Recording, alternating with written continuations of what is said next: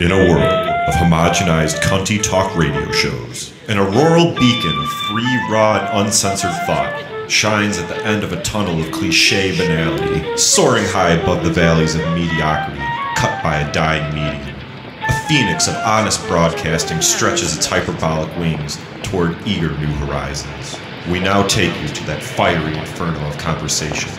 This is the Sunday Evening Overdose.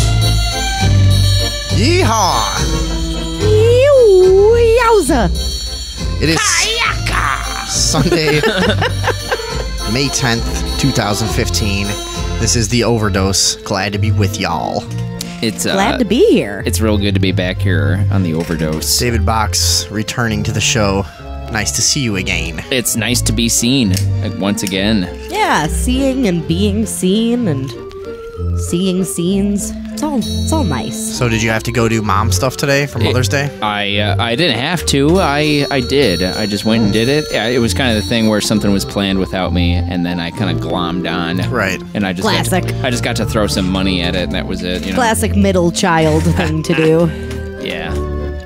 Yeah, that's what's that thing about middle children always ignoring their parents? Always glomming on. All right, well, shit. What about you? Did you do any mommy stuff? Stuff with your mommy? Yeah. My mom made me a salad. Oh. For Mother's Day. Yeah, and I sat on her chair and talked about how sad I was. And I sat on her chair. I did. And then I made her watch old racist videos on YouTube. She was disturbed. Like I don't know why KK. I thought that would be funny. Just like old racist songs. Yeah. Like Johnny Rebel and shit. Which I don't even like. I just wanted to play them in front of my mom to be a dick. I don't know. But she probably tolerated it. Yeah, she was fine about it. Yeah. She's like that. So I spent my Mother's Day waiting on a bunch of assholes who all think that they need to go out for brunch for Mother's Day. Yep. And then they all want to save money while they're out. So that's always fun. There's nothing that shows your mom that you care like nickel and diming a fucking restaurant where you're brunching. Yeah. Right. Well, that's what she'd want you to do. Yeah. And then play her some Clan songs. Just how she taught you. Yeah. Oh, how lovely for mothers. Well, thanks, Mom, for spitting me out of your vagina. Ooh. I've been thinking a lot about that Enfield Poltergeist thing. Yeah, I don't blame you. It's scary. Huh? Yeah, Oh, some new yeah. study's been done. They got the Enfield Poltergeist. You remember that thing? It was a really famous poltergeist case. No. In London? What, in the 70s or something? 77, yeah. And it was thoroughly researched and investigated and thought to be not debunked, I guess, right? Right, yeah. Well, it's a really interesting poltergeist case because it was investigated by over 30 individuals and they had over 30 independent witnesses to some of the haunting, poltergeist-esque activity in the house, and then including official investigations done by even the police in the area as well, who could find no worldly explanation for things like, furniture moving. There was one thing where it said that ornaments were floating off of the Christmas tree. The most famous part about it was a little girl was seen. First, she was seen by her parents being pulled from her bedroom and down the stairs by an invisible force.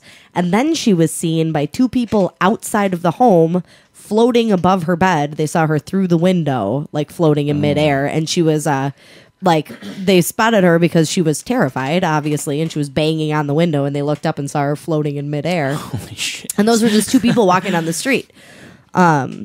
So there was a lot of investigation done, and nobody was able to thoroughly debunk all parts of it. I would love to hear a police officer's testimony of like what he saw that he can't explain as a worldly thing. Yeah, but then so there's new shit going on with this case, right? There is, yeah. There's a report has been released by a scientist who has reanalyzed some of the audio that was recorded in the home, and he was able to determine beyond a doubt that those sounds were not made by humans.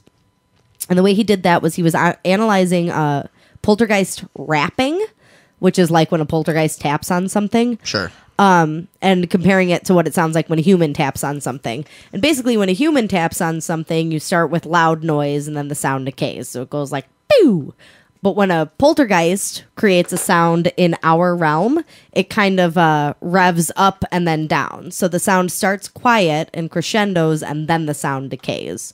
They were also able to determine that the sounds that they were measuring weren't originating on the surface of an object. They were able to spot them originating in the center of an object instead, like the sound was coming from the inside out. Can they do that? Can they really know that? He used a sonogram method. So he basically mapped out the sound on a plane and was able to look at the way it manipulated itself through air based on the recordings they had. Yeah, if you can do an ultrasound, I'm sure that something like that is a thing. You know what I'm saying? Yeah. Yeah, but you're taking recordings from the 70s and determining that much about them. Like, I didn't understand. I thought they were recent recordings done with like modern equipment and stuff. no, they're talking about the case from 77. Yeah. Oh, Yeah. Yeah, well, they used modern equipment on old recordings is how it worked. See. But this doctor, who's been fascinated by the case for a long time, originally set out to debunk it and wanted to prove that it was a human making those sounds, and then was unable to prove that. And that's when he revealed the bizarre nature of how the sound started quiet, got louder, and then decayed again. So the whole thing is interesting, and it's interesting to get new information on a 40-year-old case, regardless of where it comes from, you know?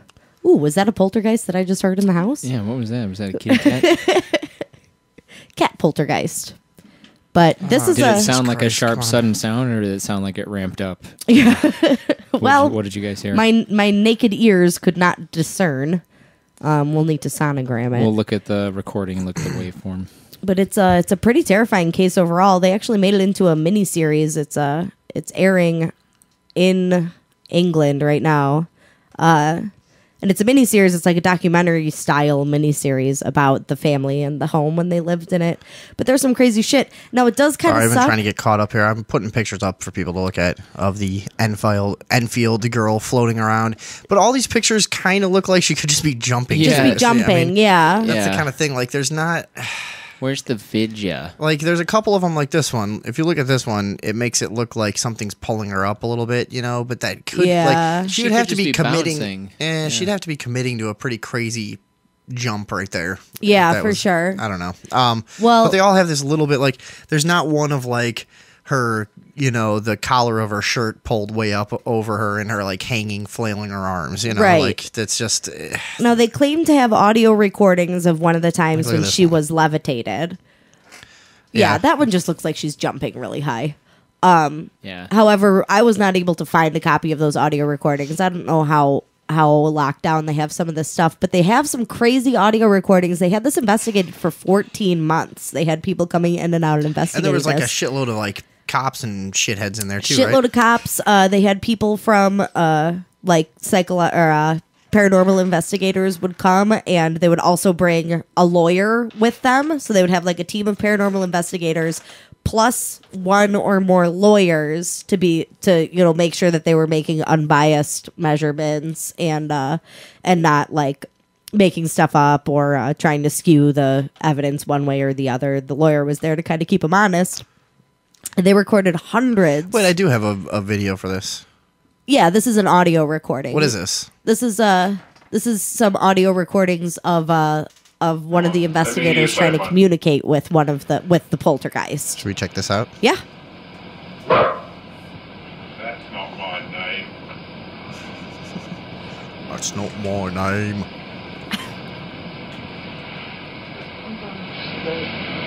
Holy shit, you can't hear anything in this.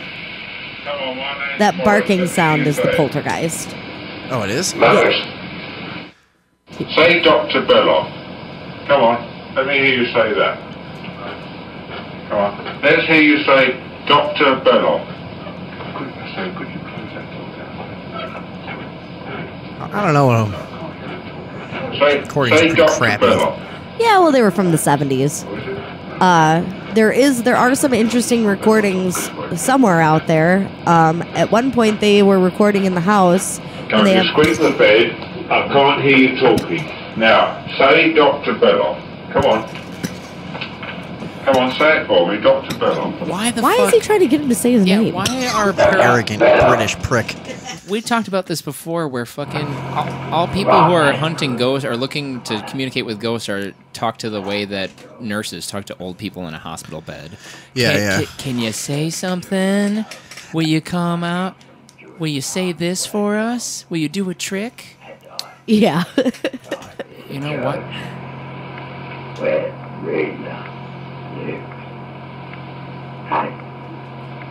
All my friends come from that as well. Is that the poltergeist talking? We both like okay. And come to the pub. Yeah, that sounds like a disembodied voice. Yeah. But I used to live here. Oh, he said, I used to live here. Now, the official story on this poltergeist is that it was a man named Bill who died of a brain hemorrhage. One of the little girls was able to come up with this during one of her times of speaking through a disembodied voice, or allegedly disembodied voice. She said that the poltergeist's name was Bill and that he used to live in the house and had died of a brain hemorrhage downstairs in the living room. And some investigators did some research into the property, and like 30 or 40 years before the family had lived there, there was a man named Bill who died of a brain hemorrhage who had died in the living room of the home. And you have to remember, this is before the internet, so like, how would she have known that, you know? There's no way an 11-year-old girl made that up. Yeah, there's a lot of reasons this case has been persistent, I guess. Yeah, there's a lot of, and the list goes on and on. The most fascinating thing to me is that they have a sound recording of, they had like a cast iron fireplace, you know, like a freestanding fireplace, but it was attached. Franklin stove. No. Yeah, and they have an audio recording of that fireplace being ripped out of the floor and wall. Big giant fireplace, and the recording, you can hear the father of the family like running up and discovering the fireplace. No, I couldn't find that one, but it's got to be out there somewhere. I just read an analysis of it. Yeah. But basically, I mean, it's a big giant fucking fireplace. Even if the girls were, you know, if the two daughters were trying to prank people or trying to form a hoax, there's no way they could have fucking ripped this fireplace out. And there are recordings of it happening. It's like a big, the father described it as just a giant vibration. He said it sounded like somebody was drilling through the wall with a big giant drill. And then he went into the room to discover the fireplace had been ripped out. So even he was like, this was a giant energy that did it. Yeah. You know, we could hear and feel an energy. So it's pretty interesting. I'm surprised you weren't more aware of this. I feel like this is a big one. I want to hear more of what Bill was saying. Why is he moving stuff and ripping shit out of the floor? What's his deal? Well, the best they could figure is that because he never really, you know, one of the girls was affected physically by the ghost, but he never possessed anybody. They didn't need to exorcise him or anything. And the way the girl puts it is that she felt like he was trapped there and he was trying to communicate, and that he was using them for communication purposes. But the family also says that they never really truly felt threatened or in danger, or that the presence was malicious. It was just incredibly present and really kind of forceful in communicating with them. Yeah. So it's pretty interesting. Now, it sucks because the girls did admit that they did try to play pranks on some of the investigators, and they tried to, like, at one point they stole one of the investigators' tape recorders, and they were going to claim that the poltergeist had whisked it away, but it was found, and they were like, oh yeah, we took it, you know. But the truth is that they were so bad at pranking that it almost was that just their couple of slip-ups? could be. I don't know, but they did come out and admit some of the things that were pranks, but they did say, we were just fucking tired. 14 months they had people coming in and out of their house and asking them to do this and do that and, say this and say that and try and get the ghost to come out this way and blah, blah, blah. I'd get tired of that. Plus they're kids and they're like just fucking around. Yeah. Eventually they just start playing around with these people. When I was a kid, I used to deliberately just tie string on stuff hoping that people would trip over it. Just for the hell of it. I mean... That's a true thing. So, I mean, who could blame them? It kind of sucks because it discredits the story a little bit, but there's just too much evidence and now new evidence that really supports the idea that it's a poltergeist, which I believe in. I don't know about you guys. Yeah, some of the best documented paranormal stuff has been poltergeist. I guess it's the most easily demonstrable to outside parties. Like, look, that thing just fucking flew across the room. Yeah. Is a lot easier than like, I have this feeling once in a while. Yeah, I can just tell. Right. Yeah. So, yeah, no, there's been some good ones that we've talked about on the show, definitely. I think that there's something to it. I think it usually revolves around like a teenager or young girl who has emotional problems. So I think I think the ties to most of this stuff to like telekinesis and weird stuff that we don't understand yet is pretty strong. Definitely. I think one day we'll probably understand a lot better how one person can cause like anomalies in their physical surroundings and by manipulating electromagnetics and stuff. And and it makes sense that it occurs mostly around children too, because they're so open and open with their energy, and they're kind of an open, unguarded vessel for an energy to pass through. And they're so fragile. Yeah. Not enough of them are open and unguarded anymore, though. No, but you know what I mean. You know what I mean about energy being present and finding a vessel. A hardened adult may not allow an energy to pass through them the way a child will. Yeah, little kids are a real nice vessel. Yeah, those open, unguarded kids make for some real hardened adults. Anyways, so that's the new stuff on this. We also have a new investigation done on a super old mental institution. Yeah, New Zealand. New Zealand. This place is cool. Considered the most haunted place in New Zealand, the King Seat Psychiatric Hospital in Auckland, New Zealand. Yeah, I got some pictures of this place for y'all. It's been home to over 100 documented paranormal experiences and sightings. It was open from 1932 to 1999, and it was just one of those horror mental institutions. Every single one of them was. Yeah. I mean, I still want to put together like a whole podcast on these places. Yeah, I think that would be great. It's just such a bizarre period in our history that we just locked massive amounts of these people away. I mean, we still are doing it. We've just moved it around to different areas, but we locked people away in these brick dungeons to literally just be experimented on and tortured. I mean, it's fucking nuts. In almost every civilized country, and certainly in our country, there were multiple giant state mental facilities in every single state with thousands of patients each. I mean, this was a bizarre fucking thing that we did as a species for a long time. Yeah, and I mean, I just feel like it went on way too long, just in general. Fucking insane. Everything about it went on way too long. So anyway, they finally figured out they could just kill everyone with pills, outside of these institutions. That's all it takes. But so this place, I'm also going to put up this picture of how every single one of these places just has one road in and one road out, and they're in the middle of nowhere.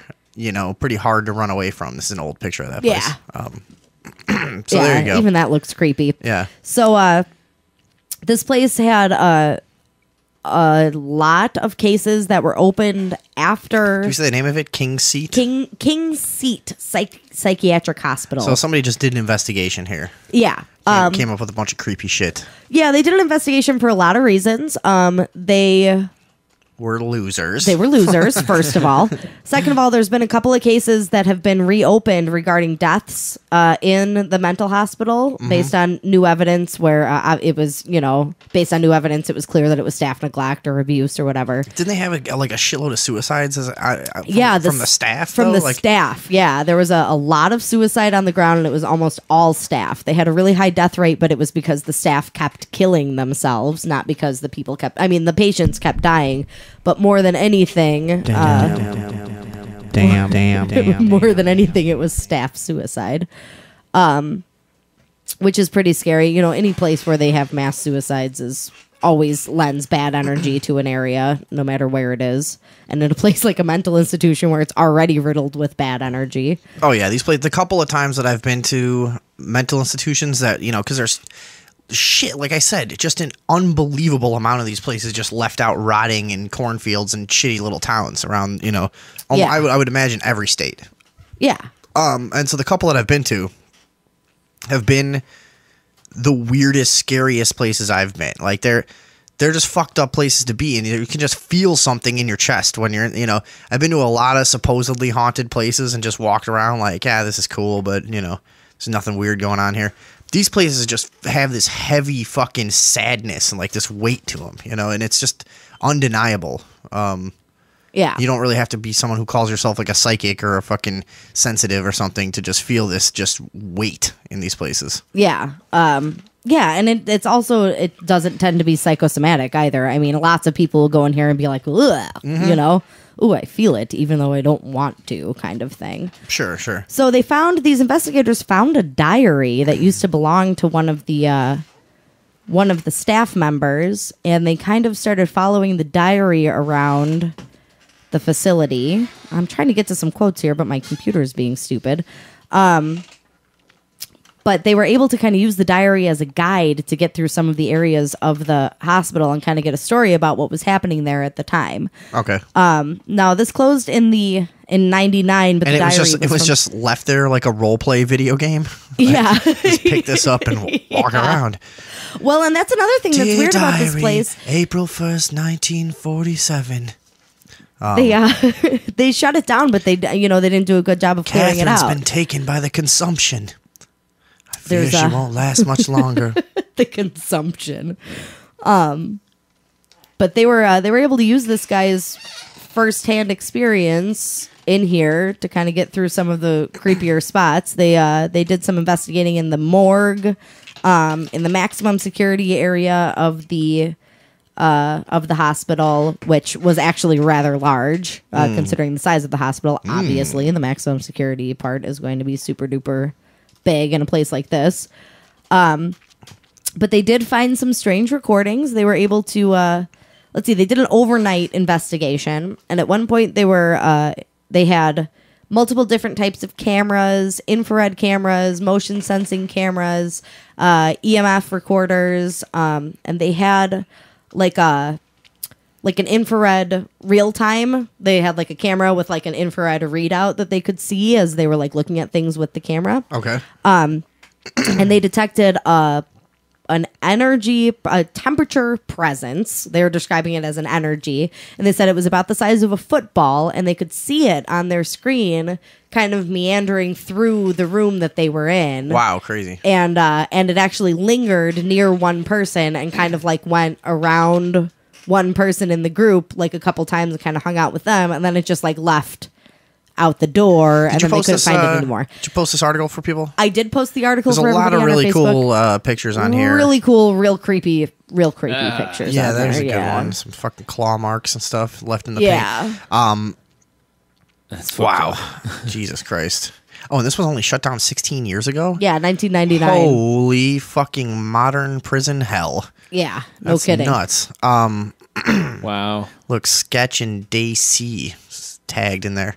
Those are just fucking... Yeah. Ooh, creepy graffiti. do we want to play this video?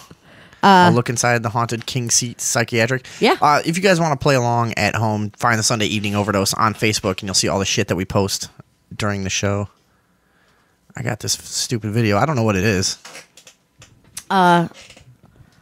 Yeah, this might be about. There were a lot of mysterious disappearances there, including 2 young boys who disappeared just like without a trace, never turned up dead. Never. I mean, the hospital basically lost them, or they vanished, or they killed them and disposed of them really, really well.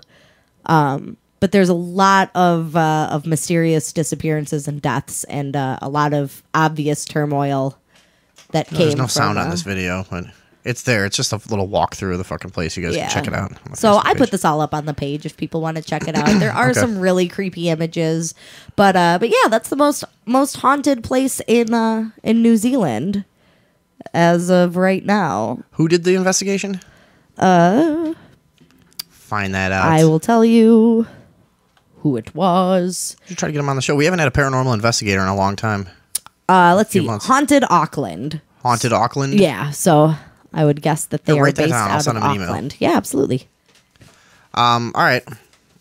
So I thought that was pretty cool. There's something about mental institutions that you just can't get away from how creepy. They just pull you in with how creepy they are, no matter where they are or how old they are or anything. I just imagine that like there's jars with brains in them, and every time I think of these places, I get images of people getting lobotomies and stuff like that. Oh yeah, you better believe there were lobotomies going on over there. They were lobotomizing the fuck out of those people. Well, yeah, but that's not just a fucking, like an old wives' tale or something. That was one of the main practices they were doing at these places. Yeah. And this was the kind of place also that like wouldn't just accept people who were actually mentally ill. They would take, Oh no, kids people with used behavior problems. Yeah, if you were orphans, gay, you were probably brought there for gays. being gay. Yeah. Yeah. I remember a story I read from around here about a girl who was like 26 and like didn't want to get married or something, and her parents just threw her in the fucking mental institution, and they gave her a lobotomy, and she lived there till she was like 88 years old or something. Oh my God. Just wandering the halls. God. That was at Mantino in Illinois.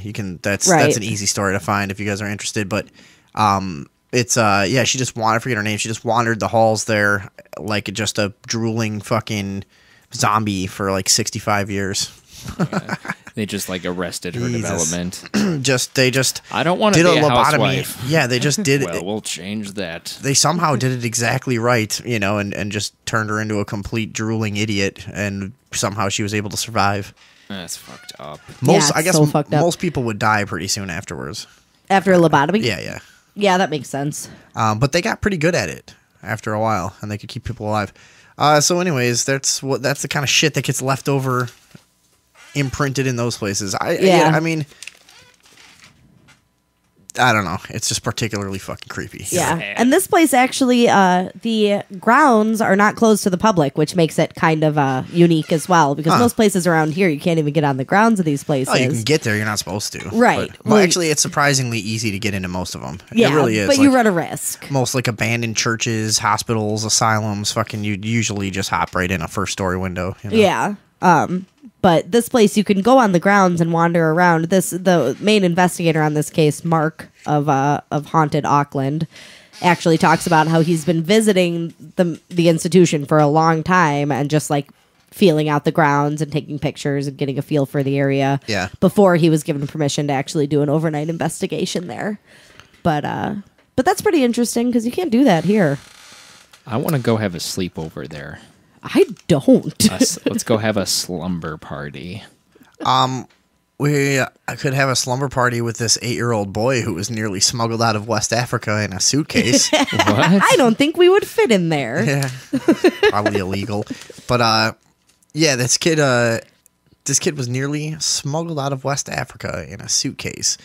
His mom tried to take him, and they just found him in an X-ray. Just fucking like, Oh my God. There's a kid in there. What the fuck? I'm putting Yeah. this picture up right now on How the old? Facebook for everybody. I'll put it on the Ustream. He was an 8-year-old kid, and she was trying to smuggle him into. There's an area at the very north point of Africa. Let's see, it's called Ceuta, Ceuta. It's owned by Spain, allegedly, but Spain and Morocco have disputes about who actually owns it. So it's kind of like a gray area between Africa and Europe. And it's a place where Africans go in order to get access to Europe because by many definitions, it's considered part of Europe. So the idea is that she could basically walk across the border with this suitcase and be in Europe, and then from Europe get to the rest of Europe without a problem.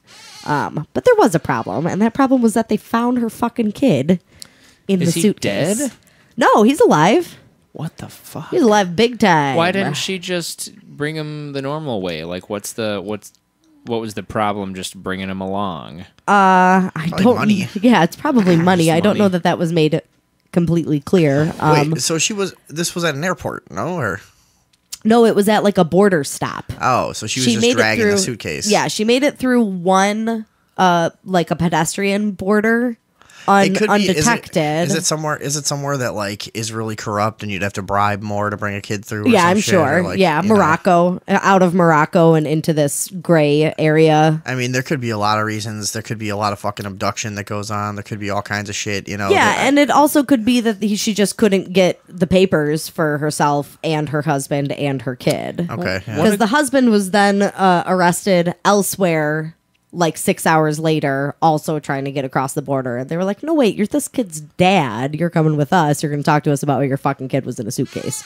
Yeah. What So- a good mom. I mean, she really put the effort in and like did all she could to gave get it a the shot. kid somewhere else. She really did give it a shot. That They were trying to run from the country for good, right? Yeah, they were trying to get the fuck out of there, get into Europe and give themselves a better life. But they were stopped by Border Patrol, and they asked her to put her thing through an x-ray machine, and that's where we get this photo of the Why did kid she in a suitcase. do it? It's like you're already caught. Why fry your kid in an X-ray machine? Why? What's Yeah, like Oh, you think they're man. not gonna catch him, like they're all not right. gonna spot him in there. Yeah. clothes folded exactly like a cringing child? Yeah.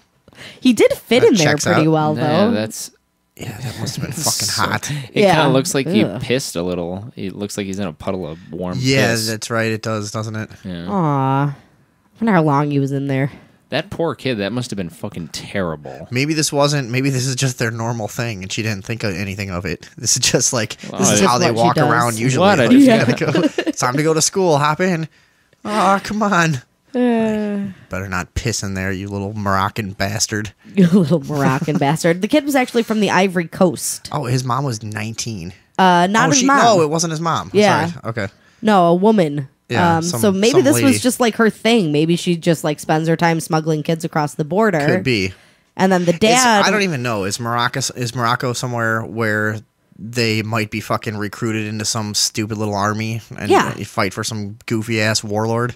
Yeah, I'm sure it is. Okay. I mean, I don't know for certain, but I mean, there's pockets of that everywhere. Forced to shoot their brothers and shit. Yeah.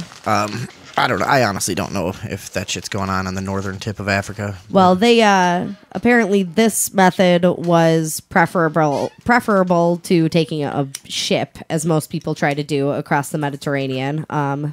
Because let's see, Europe is seeing a surge in deadly shipwrecks in the Mediterranean as tens of thousands of migrants from the Middle East and North Africa try to reach Europe in overcrowded and unsafe boats. So this must have been what seemed like the safest option for that dad. And I guess he figured if he was traveling separately, he might not be implicated. Is it pretty much everywhere you go in the northern hemisphere? There's brown people trying to get north and not being allowed to. Is that pretty much just what's going on? seems like all it, over yeah. the place. Like, where is that not happening? I I mean, we're not allowed to go to Canada anymore. That's true, but we're white. No, but there's some real pale motherfuckers up there. Yeah, that's they, like, true. Live in the tundra. You can in, like see their muscle fibers. Yeah, they like live in bunkers and shit. Yeah. Just underground. But no, I mean, it's like that's the exact same thing that's going on this side. Yeah. Isn't it? It's Just true. impoverished countries trying to go north. Yeah. Or people from those impoverished countries. Yeah, although I doubt very many Indians are trying to get into Russia. Something tells me it's not happening over there. Yeah. I don't know why that just sounds hilarious to me. But no, we've talked about that before too. That's that weird area of the world where everybody blends together, like depending on where you get to in the country, like the physical features of people and skin tones just blend really gradually all through that area. And there's not like You're talking like the Arabian region? just all through Asia into Russia and Europe, and then up into Mongolia and stuff. It's like, and into China. Like there's never like this clear cut thing like where we have like Texans and then Mexicans, across the river from each other. Yeah. Like that area of the world is just much more gradual, and there's just More like meshy. and there's just tons of different societies along the way that have thousands of year old histories and stuff. I don't think it's the same thing where one big group is going to try to get across a threshold like it is, right, like it is here or in Morocco, whatever. It's weird how many different cultures and languages and shit like that are in such like a small spot. Yeah. Where over in Asia? Well, and then into Eastern Europe, and so because like you have like the weird like, all right, say like Chechenians, they kind of, so a lot of them, the Muslim ones, they grow the same beards, and their hair is kind of like almost convincing and stuff, and like their features are a little, but they're white basically. But then so you start with them and you blend like slowly into like, Pakistan or whatever, all the way across the whole fucking place there. And you know what I'm saying though? Like you get into like say from Chechnya to like Libya, and the skin is just darker and stuff, but it just happens real gradually, Yeah. So it starts all the way there. And everyone over there needs to know 5 different languages just to be able to like get around. Just to get by. The crazy part of the world. I feel like we're just really not doing anything here. Like how intense the Middle East and the Eastern Europe and that whole fucking deal is, all the way over to India. All that whole shit, man. Yeah, they're making us look like idiots. No, we just have like there's like no wonder they have such a different view on life and death and stuff. It's just so much heavier over there. Just crazier. Yeah. Yeah, we got nothing. It's pretty crazy. We're all just walking around basically speaking the same language, and some people just sound dumber than others in different parts of the country.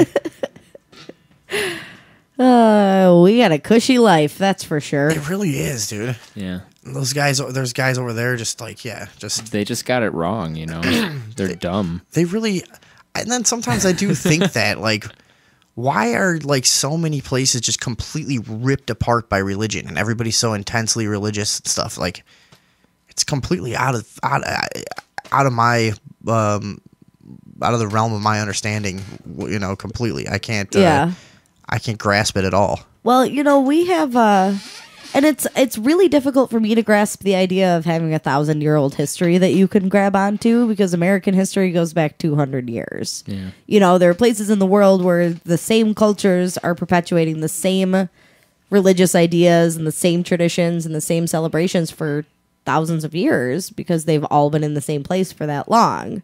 We came in and wiped out the history of those before us and started our own history 200 years ago, and that's just as far as we go. Yeah. We are hip. So I guess it's hard to get so pumped about something that's only 200 years old when there are people in the world who are like, this shit has been our shit for 2,000 years, and we're going to fucking die for it now. Because it's our shit, and they just learn that like intensity from the previous generation. They just incorporate it into their lifestyles. Yeah, but this really is some cushy shit over here. Yeah, it's real good. I wouldn't have it any other way. I don't want to be not cushy. Yeah. I don't know. It's weird here. There's this guy that called me. I've talked about this on the show. That guy that just called me out of nowhere and started talking about star people. Yeah.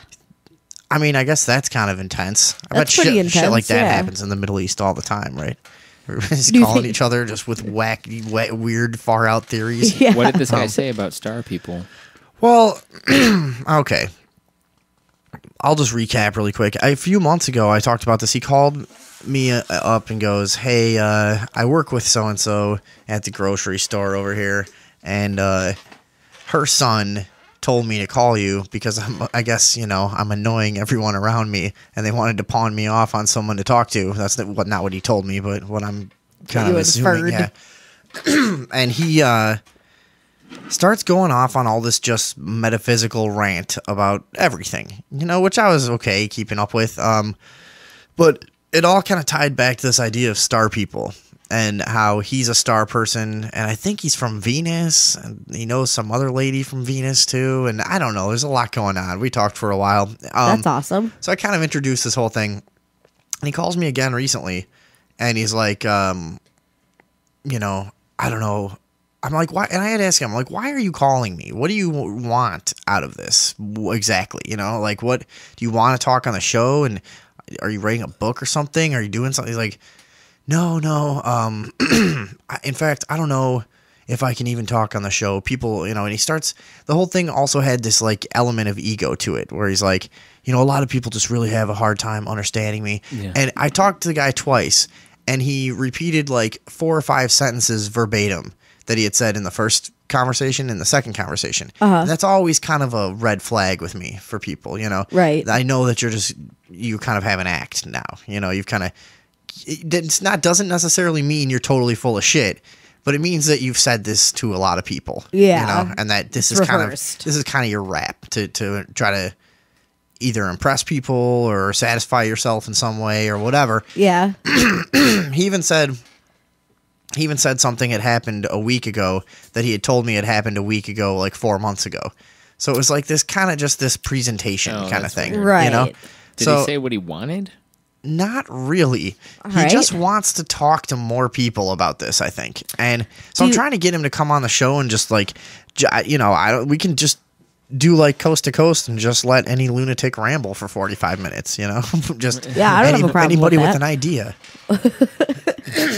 But he wants to meet and talk. I'm like, I don't know, dude. I'd rather just have you on the show. And he name drops constantly and all the people he knows and has met in conventions and how much they tell him he's a great healer and all this stuff. And so it was a little, if it's true, okay, fine. I don't fucking know what the possibilities are for this kind of shit. But if not, he's just another crazy person, you know?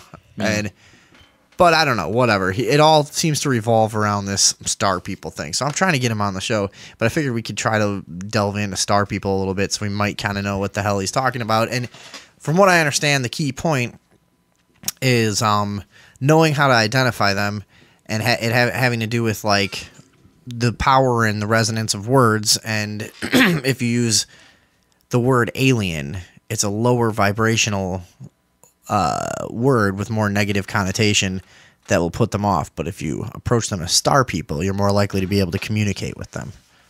That's interesting. That's the basic philosophy of it. So there's like a lot of Native Americans are kind of on this same idea, you know. There's one guy, what's his name? Chief something, Eagle Light or something. Yeah. Hold on, I'll find it. We've got it. Yeah, we've got a video of him talking, actually. Yeah. That doesn't surprise me, though, that Native Americans would feel in tune with the universe and the culture of the universe, you know? Whoa. That like pushed me back in my chair. Yeah, that was real intense. We're all sitting like the fucking cover of the Maxo. And now it's shitty video of this guy. When I was chief, Sioux chief speaks about this. What is this guy's name? Yeah, let me grab it for you. Chief Golden. It's Chief something light. It's Eagle. Something about Eagle something and about light and eagles. Hold on, before Maybe we go to he'll this, say. really quick. John Black in Michigan. What's going on? Oh, I was just trying to find out if you guys were on air. I wanted to listen in before I called, but I didn't see any updates or anything. Well, did you just go check? What are you talking about? Yeah, we're broadcasting. We've been broadcasting for a fucking hour. Yeah, and I've posted the link on our Facebook probably 10 times since we started. So I don't know what more you want. My Facebook hasn't said anything about it. Like, I even looked up Sunday Evening Overdose, and there's nothing. So. Okay, well, you're lying. But we post the same link a million times every week, and it's the same place. I mean, it's in your search history. It's in your fucking browser history. Yeah, you could just Google Sunday Evening Overdose. You could just relevant. You could just go to Ustream. You know what I mean? Just search the show. There's a million ways to do it, but you're not going to be able to do it if you're a fucking idiot. Well, that's not very nice. Yes, it is. This is Chief All right, Golden. well, let me listen, and I'll call you back when I have something relevant to say, because otherwise I'm wasting your time. Yeah, that's really great. Thanks, John. Good. right. This is Chief Golden Light Eagle is his name. Golden Light Eagle. Chief Golden Light This Eagle. is Chief Golden Light Eagle. This is why we really need like we're gonna have to hook up like a separate phone thing. We need somebody here all the time to do not only that, a couple other things, but somebody to answer the phone to see what the fuck people are gonna say would be nice. Yeah. Someone to screen the calls. That'd That be would be real nice. fancy. But I don't want to get into too much screening because I like people to be idiots too. Yeah. I kind of like the surprise that we get sometimes. Remember Cunt Boy? Yeah, that was cool. Yeah, we would have screened him away if we had a screener. No, we wouldn't have. Not. Why would you? No. Well, he might have been intimidated No. by a screener, though. No, I want to screen for friends who are stupid friends and don't who are stupid, understand. yeah. Like what? What's I'm going just on saying, if Cunt Boy had called and hadn't gotten right on the air, he might have chickened out. That's what I'm saying. Oh, they have a screener. Oh, I can't do this. I'm a little cunt. The end. All right, so we've got Chief Golden Light Eagle speaking about star people here. This is at the 2012 Star Knowledge Conference. I mean, this is pretty big. Like, this is one of those areas, once you get into it, you realize there's thousands of other people out there, you know, that are far down this path and people that take it really seriously. So, I'm not sure how to take this guy that's been calling me. Yeah. He really wants to talk. He's called me like 4 times. Yeah? Yeah. We've only talked twice. He called me 2 other times and I didn't call him back because I was out of town. And I just didn't feel like talking to him because he also gets you on the phone and it's like there's never a place to pause.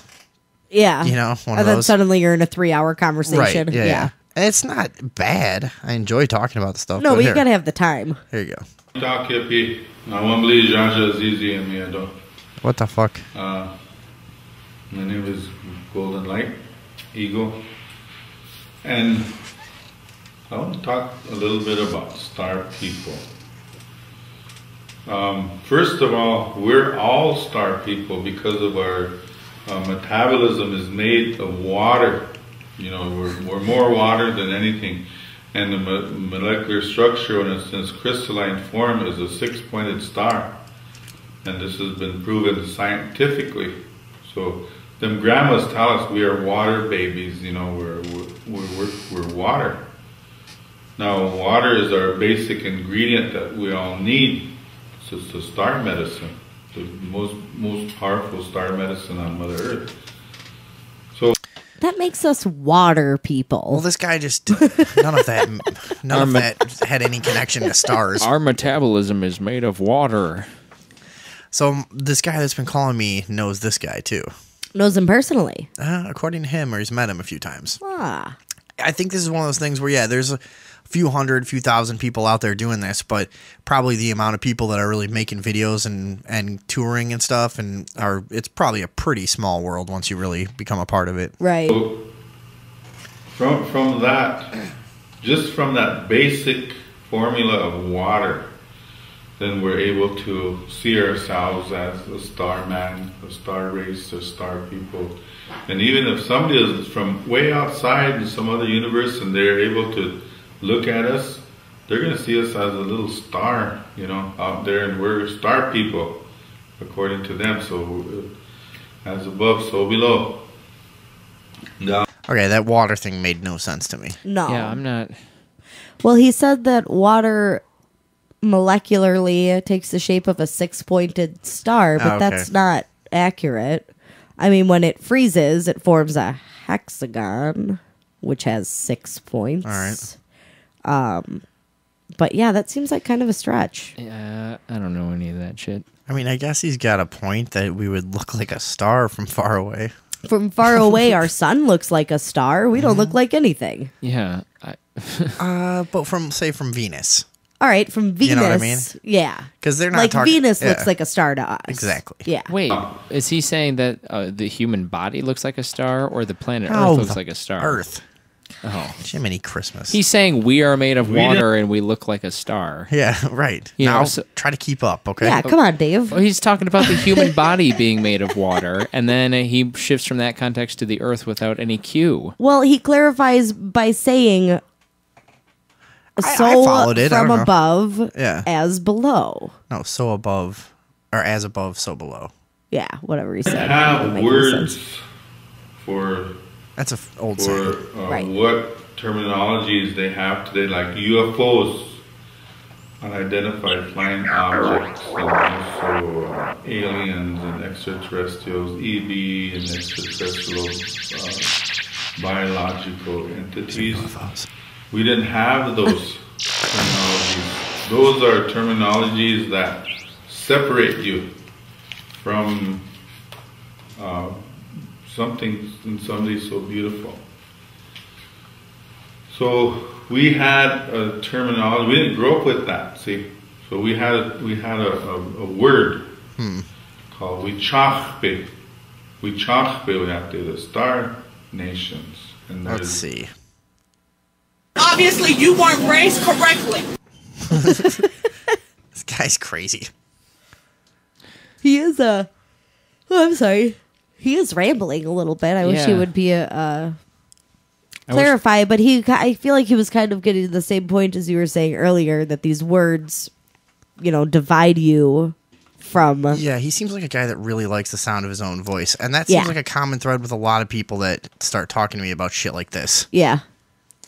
So that's why I'm suspicious of everyone. He's not saying anything that's you can like grasp onto or disagree with. It's just like vague, wise sounding nonsense. Yeah. Now, I wonder if, like you said, the guy that you've been talking to said some of the exact same things to you. I wonder if he's just rehearsed because he's practiced at having so many people reject his idea. He's found the right way to present these things, but it was stuff that was very braggadocious. Oh, okay. For someone who's so spiritual. Gotcha. All right, that's different. But and was really speaking mostly to like validating the special nature of his talents and abilities, and how so and so told him that he was very powerful, and he told this other lady this thing, and she's like, "Whoa, that was deep." That was the one that he told me exactly the same words twice. He's like, I told this mutual person that we know, blah blah blah blah blah, and she was like, "Whoa, that was deep." And he said it was last week both times, and they were like 3 months apart. When we talked. So I don't know. Well, maybe he told her twice and she had forgotten. Yeah, maybe it's just real repetitive. Yeah. So, in talking to him, did you talk about like how you can determine whether or not you're a star? People are born as a star person, right? Yeah. Now this guy, I think he says he's from Venus. Okay. I want to say. Now that's interesting because I've always felt particularly close to the planet Jupiter, and my whole life I've felt close to Jupiter. I wonder if I'm actually from Jupiter. Okay. Jupiter's close to a star. It's a gas giant planet. But it's about as close to a star as you get. I was always Mars or Saturn. Saturn has kind of been the big one for me. Yeah. Yeah. So did he say anything about, how he determined that he identifies from Venus, or, how he started getting to the place where he could say, I think I'm from Venus? I don't know. Well, I found a list. Did you listen to him when he was kind talking? of? Yeah. I found You should record it next time you talk to him. I guess maybe because I kind of got the impression that he wouldn't make the effort to listen to the show either. Right? That he's probably like got better things going on in his mind. So I don't know. He might. I might just be too cynical. I don't know. Maybe. What if this guy is going to lead you down a path of like really awesome shit? He might, but usually here's what happens when somebody says fantastic things. You just end up in a never-ending, like, wild goose chase that goes nowhere. Like, if I had somebody told you, like, oh, I've got this fucking picture of this ghost we took, you'll never believe. Oh, can you send it to me? Yeah, like, I'll try to find it next time you see him. Like, did you find it? No, I think it's on this other thing. That's like, people are so full of shit. Why wouldn't you just have that? No, it's like anytime, whatever. That's just a little, example. But, it's like anytime I've, had somebody say like, oh, well, you don't believe in this kind of magic or something, I can prove it. And it's like, they'll never fucking show you shit, never have any evidence of anything, It's happened to me 3 or 4 times in life that the weirdo like gloms onto me, Yeah. And it's exciting at first. You're like, all right, is this going to fucking make life interesting again? Well, I get to believe in something? No. Oh, it turns out this guy's just crazy. Just another fucking crazy person I have He's to deal with. agoraphobic that does too much drugs. Is it Agora? Agora. Agoraphobic. Agora. Yeah. Agoraphobe. What's Agora? All right. Well, in case you guys are interested, I found a About list. 92 cents. I found a list of characteristics or traits to help us determine whether or not we're star people. Do you guys want to go through them? Yeah. All right. I'd like to find out if I am. So, generally speaking, if you embody a third or more of these traits, you could probably believe that you are a star person. So, Is that what it says? yeah. If you have a little See, now bit this- of these traits, maybe probably you're totally a star person. This stuff, I want to be careful with shit like this because a lot of things like this are just meant to make lonely people feel good about themselves. Yeah. You know? Well, I'm definitely a star person. Yeah, we haven't even started the list yet. One time, You know what's interesting is that I do think you are a star person. Yeah, I think you're a star person. one time for sure. I was walking on the surface of the sun, and I was thinking to myself, you know, I might be a star person. Damn. Because I told a story to a lady one time, and she was like, whoa, I'll never be the same. Wait, and then the other thing is like he's telling me all this stuff, and then he's telling me about how he's so exhausted because of like the energy bursts from the sun this week, and he's real sensitive to him. Plus, he's been working 50 hours a week at the grocery store. Like, why would someone so enlightened and so like above society and why would you not be able to swing some kind of decent living out of all this vast knowledge? You know, I mean, yeah, but like, I guess you can't get a job as Can a you guy really- who knows that he's from Venus. someone who's super is like a super real legit enlightened person gonna be well adjusted to a society like ours? No.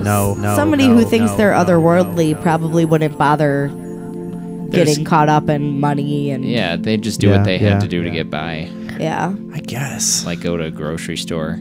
Or be a carpenter. or be a carpenter. Yeah, Like yeah. Jesus. Like Jesus. You'd think you'd do something that was like still humbling, but not so like demeaning. As carpentry. No, as Maybe that was as- a cheap observation on my part. Yeah. You are an asshole. That was a cheap late 80s comedic observation. All right. So first trait in determining whether or not you are a star person. Go. Do you feel like a stranger in a strange land? Yes. I just want to go home again. I'm not from here. Take me home.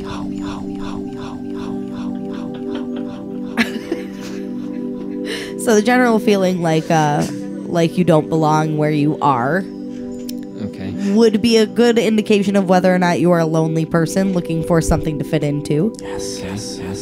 All right, next, it moves on to more physical traits. I have felt a lot, though, like I came from somewhere else for a purpose. And then Yeah. I don't really give a shit about what happens in this lifetime anymore. I get that feeling sometimes too. Like, I just came Yeah. here to do a job, and I'd like to die and get it out of the way. Yeah, I kind of have this feeling like, man, I just can't wait to like be done with this shit. Lay down. Yeah. Be done. Do you also have compelling eyes and personal charisma? Oh. Ask about 150 chubby Midwestern girls I've met. Oh, gross. Zing. Oh, Vin. Do you have an unusual blood type or even a combination of blood types? Is that a thing? I A haven't. combinate? Yeah, I think so. Yeah, like I have an unusually high blood alcohol percentage most of the time. I have an unusual blood type. Do you? Yeah. Me too. I have the rarest blood type of all. My blood's No, really you don't. red. Oh, no, you do. Yeah, you're AB positive. I'm AB positive. Yeah. Which is up there. It's incredibly rare, I'm the AB negative. which is even more rare. I represent like 0.01% of the population. Yeah, I'm like 2%, I think. Do you know your blood type? No, I don't care. Okay. John. Hello? Yeah. Can you turn the show off in the background, please? Hello? Yeah, can you please turn off the show in the background? All I got is music in my ear. Oh. Well, it's unfortunate. You can't hear me? John's retarded. Yeah, I don't think it's us. Yeah, I don't know what to do with him. All right. I'll try to fix the phone. Hold on. See if it's on our end. But go ahead. Do you typically have a lower than normal body temperature? What's normal? 98.6? Well, does that mean you feel warm, or you so you'd feel 96.8? you would feel warm most of the time then? You would feel You would feel like the outside is warm. Right, yeah. Yeah. So no, because I'm always cold. Okay.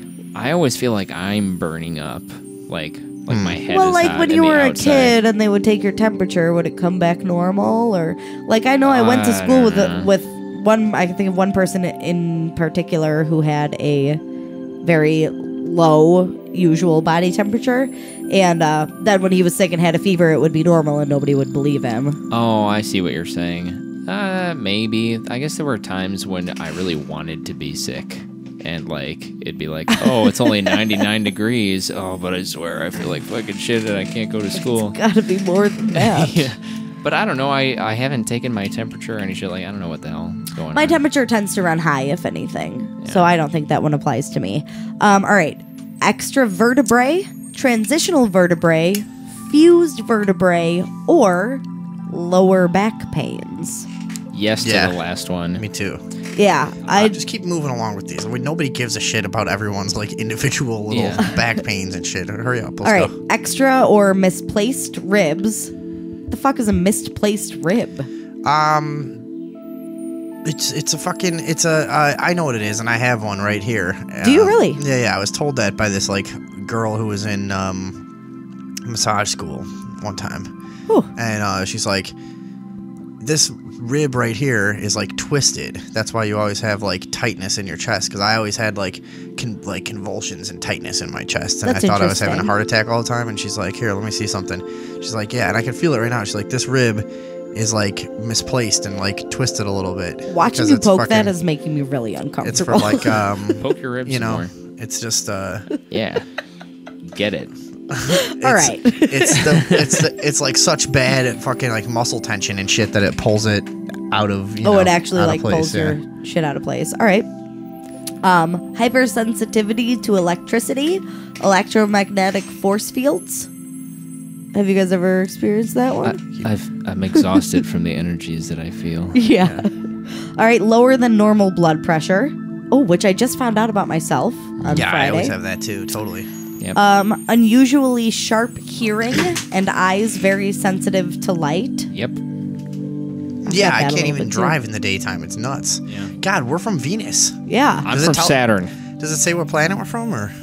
No. Chronic sinusitis, irritation in nose or nostrils. I totally have that. Dude, suddenly I don't feel so lonely Yeah, I feel really connected. or desperate. Thrive on little sleep and do their best work at night. Oh, definitely. Let's see. Was an unexpected child. That's got you written all Oh. over Yep, it. yep, Oh. You were unexpected too. Yeah, I know. I was especially unexpected. Mom once told me that we were all accidents. Yeah, she told me that too. One time when she was drunk, I forget. I think I made a joke. She was like, because I was like a teenager, and she's like, "Are you and your girlfriend using protection?" And even though this was probably true, I said as a joke, "No, we just use the pull-out method." And to your mom. yeah, and my mom, and she goes, because I think I was just fucking with her because she was drunk, and she's like, "All three of you kids were results of the pull-out method."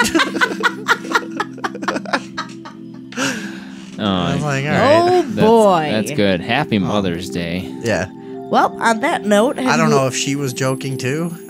I left after that. Yeah, good. I think I'm gonna go to my room and smoke a hookah. Because Just like a pound of weed. Because you think it's a lamp. Yeah. It was on my dresser with a lampshade on it. Nice. That's hilarious. Have you ever felt that your Earth mother and father are not your true, real parents? Oh shit. Hey, wait! Look what I just said. Yeah. Do you long or yearn Maybe for your true were- place of origin? Yeah, I said that already. Yeah. We Right. all said it. All right. Had a dramatic Dramatic or unusual experience when they were very young, which often took the form of a white light or visitation by beautiful and benevolent human-appearing beings who gave information and comfort. Hold on, a white That's kind light of a big leap or from that? from all the other ones. Yeah. Like, that's just Has sort an of like, angel appeared to you and spoken truths? almost seems like they should kind of start with something like that so that you could weed Yeah. you out before you went Yeah. into the other 18 fucking questions. Like, okay, all this like totally common stuff, and then did you happen to speak to some star people? Suddenly, Yeah. I feel lonely again. Yeah. Well, no, and I hope I'm not making you seem like too much of a crazy person, but David Box on many occasions has expressed that he's received guidance from Oh yeah, what From what? he describes as the aliens. intuition. I've always had a gut feeling that I was getting not. It's hard to describe. Not messages, but just like sort of gut feelings that I chose to describe as guidance. That guidance was yeah. coming from somewhere above, Totally. but not like a god. Yeah, I would never say anything like God. And this has occurred even as Okay. this has occurred recently enough that it's happened in the course of our relationship several times too, where I'm like, "Why are you doing that?" And he says, "The aliens are telling me to." Yeah. Why is this the first we're hearing about this? I don't know. I don't- I it's hope that's kind not of, embarrassing for you. It's so well- interesting though. So tell me how this goes down. Well, what do you mean? What do you mean? How do you get this information? You know, like when you're looking at your mind's eye and you're just letting thoughts pass through your head. Mm-hmm. A lot of good decisions and good things that I've done have come from that, and you know, I don't think it doesn't feel like I'm actively. It doesn't feel like I'm actively making the thoughts myself. It feels like they're being transmitted to me. I'm familiar with that feeling too. Also, after doing like mushrooms and stuff like that, and the way that you kind of see things and interpret things just based on a visual thing, I feel like I see things happen, and trees and animals kind of have like an effect on how I think, where it just feels like a pull. You know what I mean? I'm sorry if this doesn't make any sense, but it's just kind of like how I've always thought about how I move through life. I think it makes sense. Yeah, it does. I think, I don't know. It's just kind of the same way I think, I suppose. Except for I never just thought I was talking to aliens like a lunatic. Yeah, I don't like to, I guess I don't talk about it a lot because I don't want... Because you sound stupid. Yeah, because I don't want to have I don't want to be the I guy didn't mean to that's start like, that music yet, sorry. I'm a star child, and trust me, I do talk to aliens. No, I know what you mean. You but know- you really think you're getting information from some off-site source? It feels that way sometimes. It certainly does. Sometimes a lot stronger than other times. I battled a demon in the mirror. I've told that story on the show. Yeah. I've definitely had my times where I thought I was communicating with something other dimensional or otherworldly.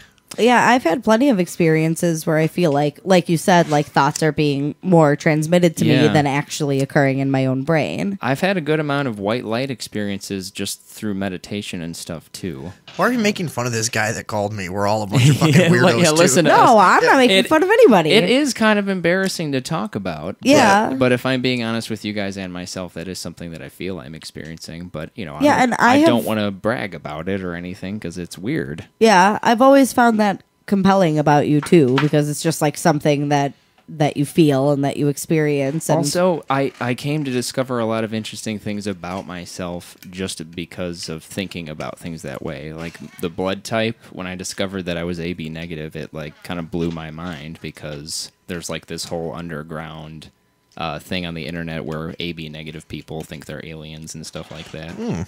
And I haven't really looked too deep into that because it's kind of like I just don't want to get roped into too much weirdness. You know what I mean? yeah.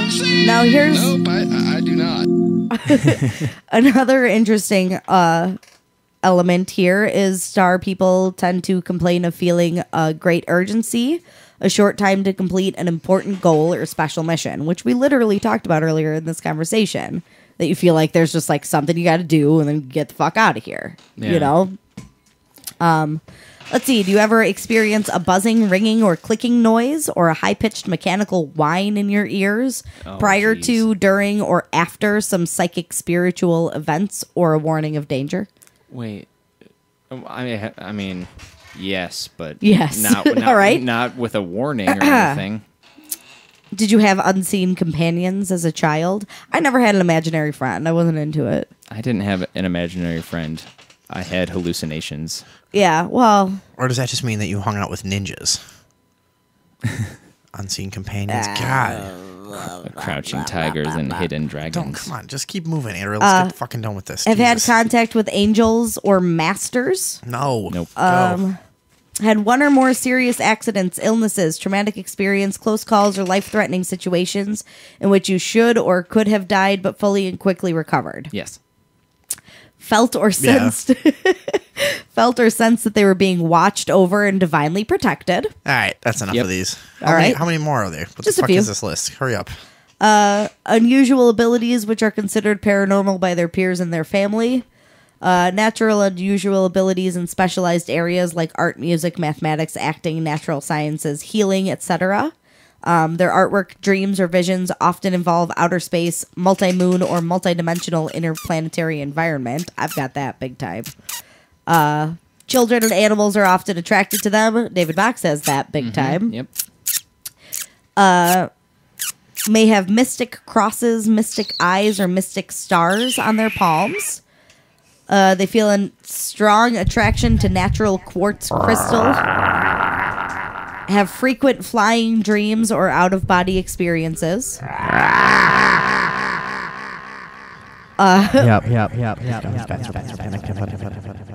Feel a special attraction or drawing to the planet Venus, the Pleiades, the Orion constellation, or other celestial locations, as well as knowing deep within their real home is somewhere beyond the stars. Starry-eyed romantics seem to take on the role of being an empath. Have often experienced when glancing at a digital clock or watch that the time happened to be at 11:11. Man. Or have received the message or feeling from inner guidance or from their UFO contacts that now is the time. Shut up. Shut up. Shut up. Shut up. Shut up. Shut up. Shut up. Shut up. Shut up. Shut up. Shut up. Shut up.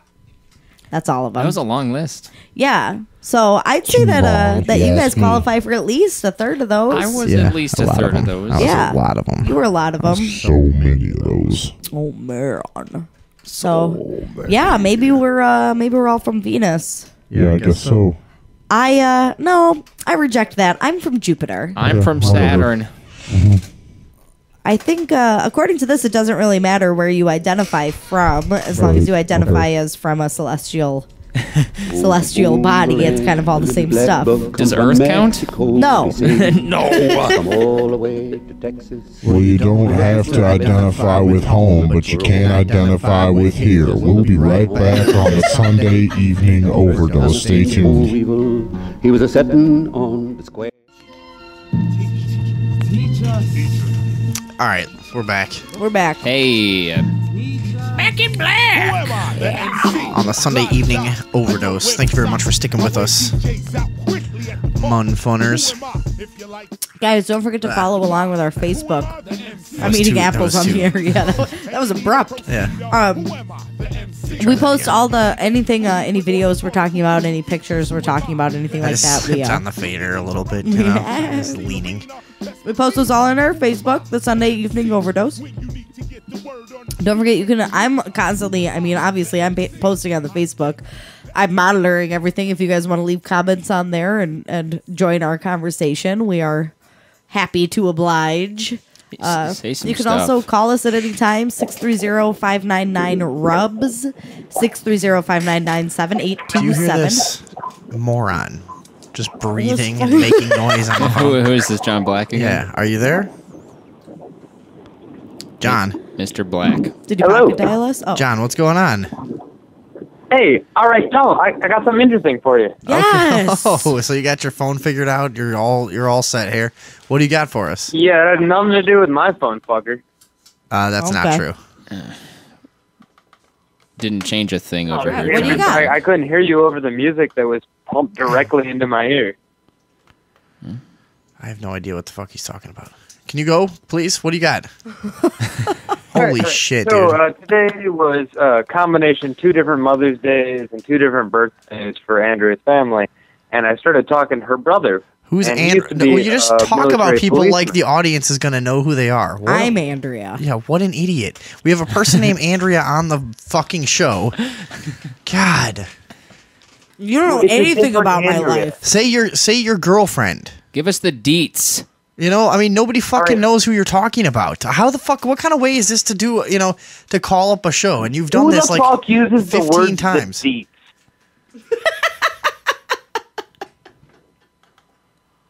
Fucking faggot. You. Oops, whoops. Fuck you.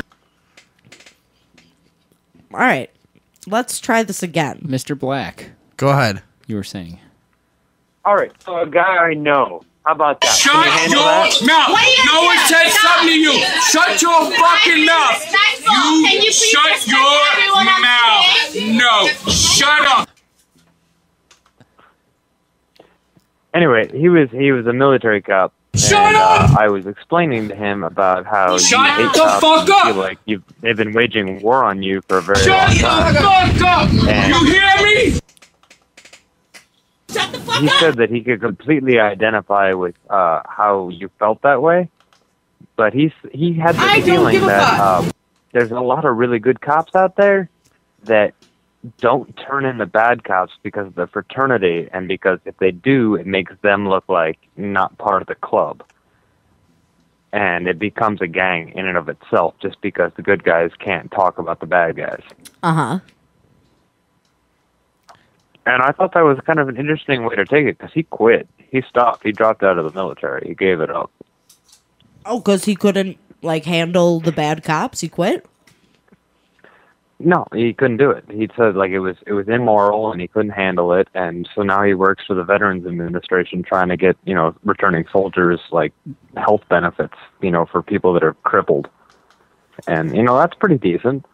So I listened to him and I wanted to know what you thought about someone that used to be a cop that's no longer a cop, that thought that there are still good cops out there. You going to talk to me that way, honey? Shut up. So this is Andrea you're talking about. Used to be a cop. Now she's a military person. Can't stand it. Quit. No. This is her brother. And what is your question? So her brother's a cop now, and he's in the fraternity. Because no. He was a military cop. He gave it up because he thought it was immoral. Like Vinny says, being a cop is immoral, expressing, your rights over someone else. Wait, this is Vinny you're talking about. All right, come on, let's get to the point of this. I see what you're going for, but I don't want to make this take all day. And I don't know. I thought you think it was interesting that someone that comes from a different background agrees with you. Well, but he doesn't, because he still thinks they're a good cop. Yeah. I think there's no such thing as a good cop. I think he did the right thing by quitting. A good cop is one who quits. Yeah. So he's a good cop, I suppose. Well, he's not a cop anymore, though. He's just a decent human being. I mean, now. right. And he quit because he couldn't take doing the immoral things that it took to be a cop. So, I wonder good. how a That's a person good cop. who makes that decision for themselves can then stand by and say, well, the other people who didn't make this choice are still good cops. That doesn't seem like... Well, no, he knew there were some... He said that there were some guys in there that were really decent guys that were just trying to do their business, and there were a lot of other guys that were really just trying to get over on people. Well, no, but here's my point. The reason we could say that he would have been a good cop is because he fucking quit. And if he doesn't hold the other... exactly. That's definitely why he's a good cop in my book. So He's not a then cop. how could he say... Shut the fuck up! Whoops. How could he say, the right thing to do is to quit, but these guys who didn't quit are still good anyway, even though they're still part of this system. I think what he's saying is that these guys would be totally good. The only thing left for them to do is quit. Like, they're so right, but close until they to do, being it doesn't good. matter. They're like the closest to being good without quitting. I think that the point he was trying to make to me was that you can't say shit about the bad cops, because if you do, you're betraying a brother in arms, and therefore no one will watch your back, and you're going to get shot. Yeah. So you all have to hang together in the same gang, so it is a gang, and that's why he quit, because he didn't want to be part of some kind of roughshod militia that just perpetrates its own rules upon other people. Mm-hmm. What is he doing now instead? Now he works for the Veterans Administration trying to get handicapped people benefits. Oh, that's right. You said that. Fucking scam artist. Yeah, it is interesting. I feel like it's so Shyster, rare. a low-level shyster. That you hear about someone who actually was involved inside the system who then makes the decision to get out of it. So he shifted from being a police officer. He didn't like the immoral stuff going on there, and then he quit, and now he supports veterans.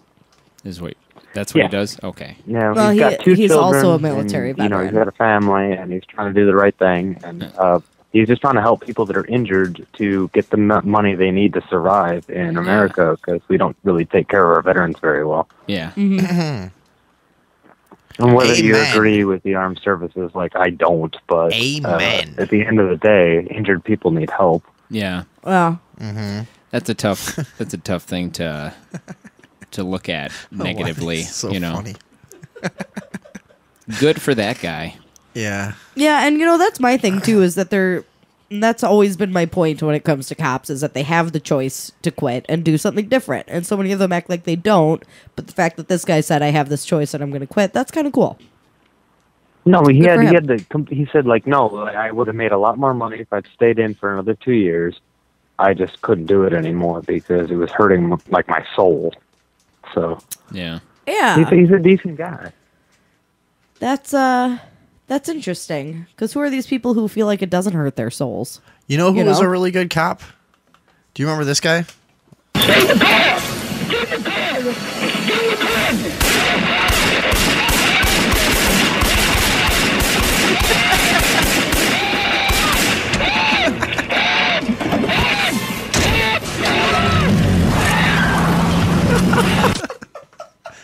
That was a good cop. Yeah. Laying in a ditch getting shot. Like a little bitch. All right, John, what else you got?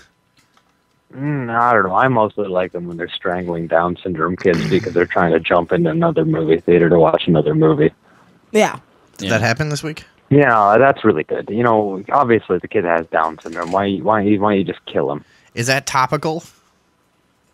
No, it's fucking disgusting. But that's how Jesus Christ! I said, "Is that topical?" He said, "No, it's disgusting." I want to know if that was. I don't want to rub that on my skin. Is it a current event? Yeah, no, you wouldn't want to put that on all over your fucking. Did face. you see it No happen, way. John? No, that was in 2013 that he's talking about. Oh. John's stupid. What else you got for us? Yeah, well, not much more than that, really. John, are you a star person? I'm covered in stars. All and right, I'm wearing get the shorts fuck outta that here. have stars on them, so yes, I am a star person. All right, that's enough. Is that funny every time? I don't know, but it is. You did it earlier in the show, and it's still funny. Yeah. Well, good old John the Destroyer.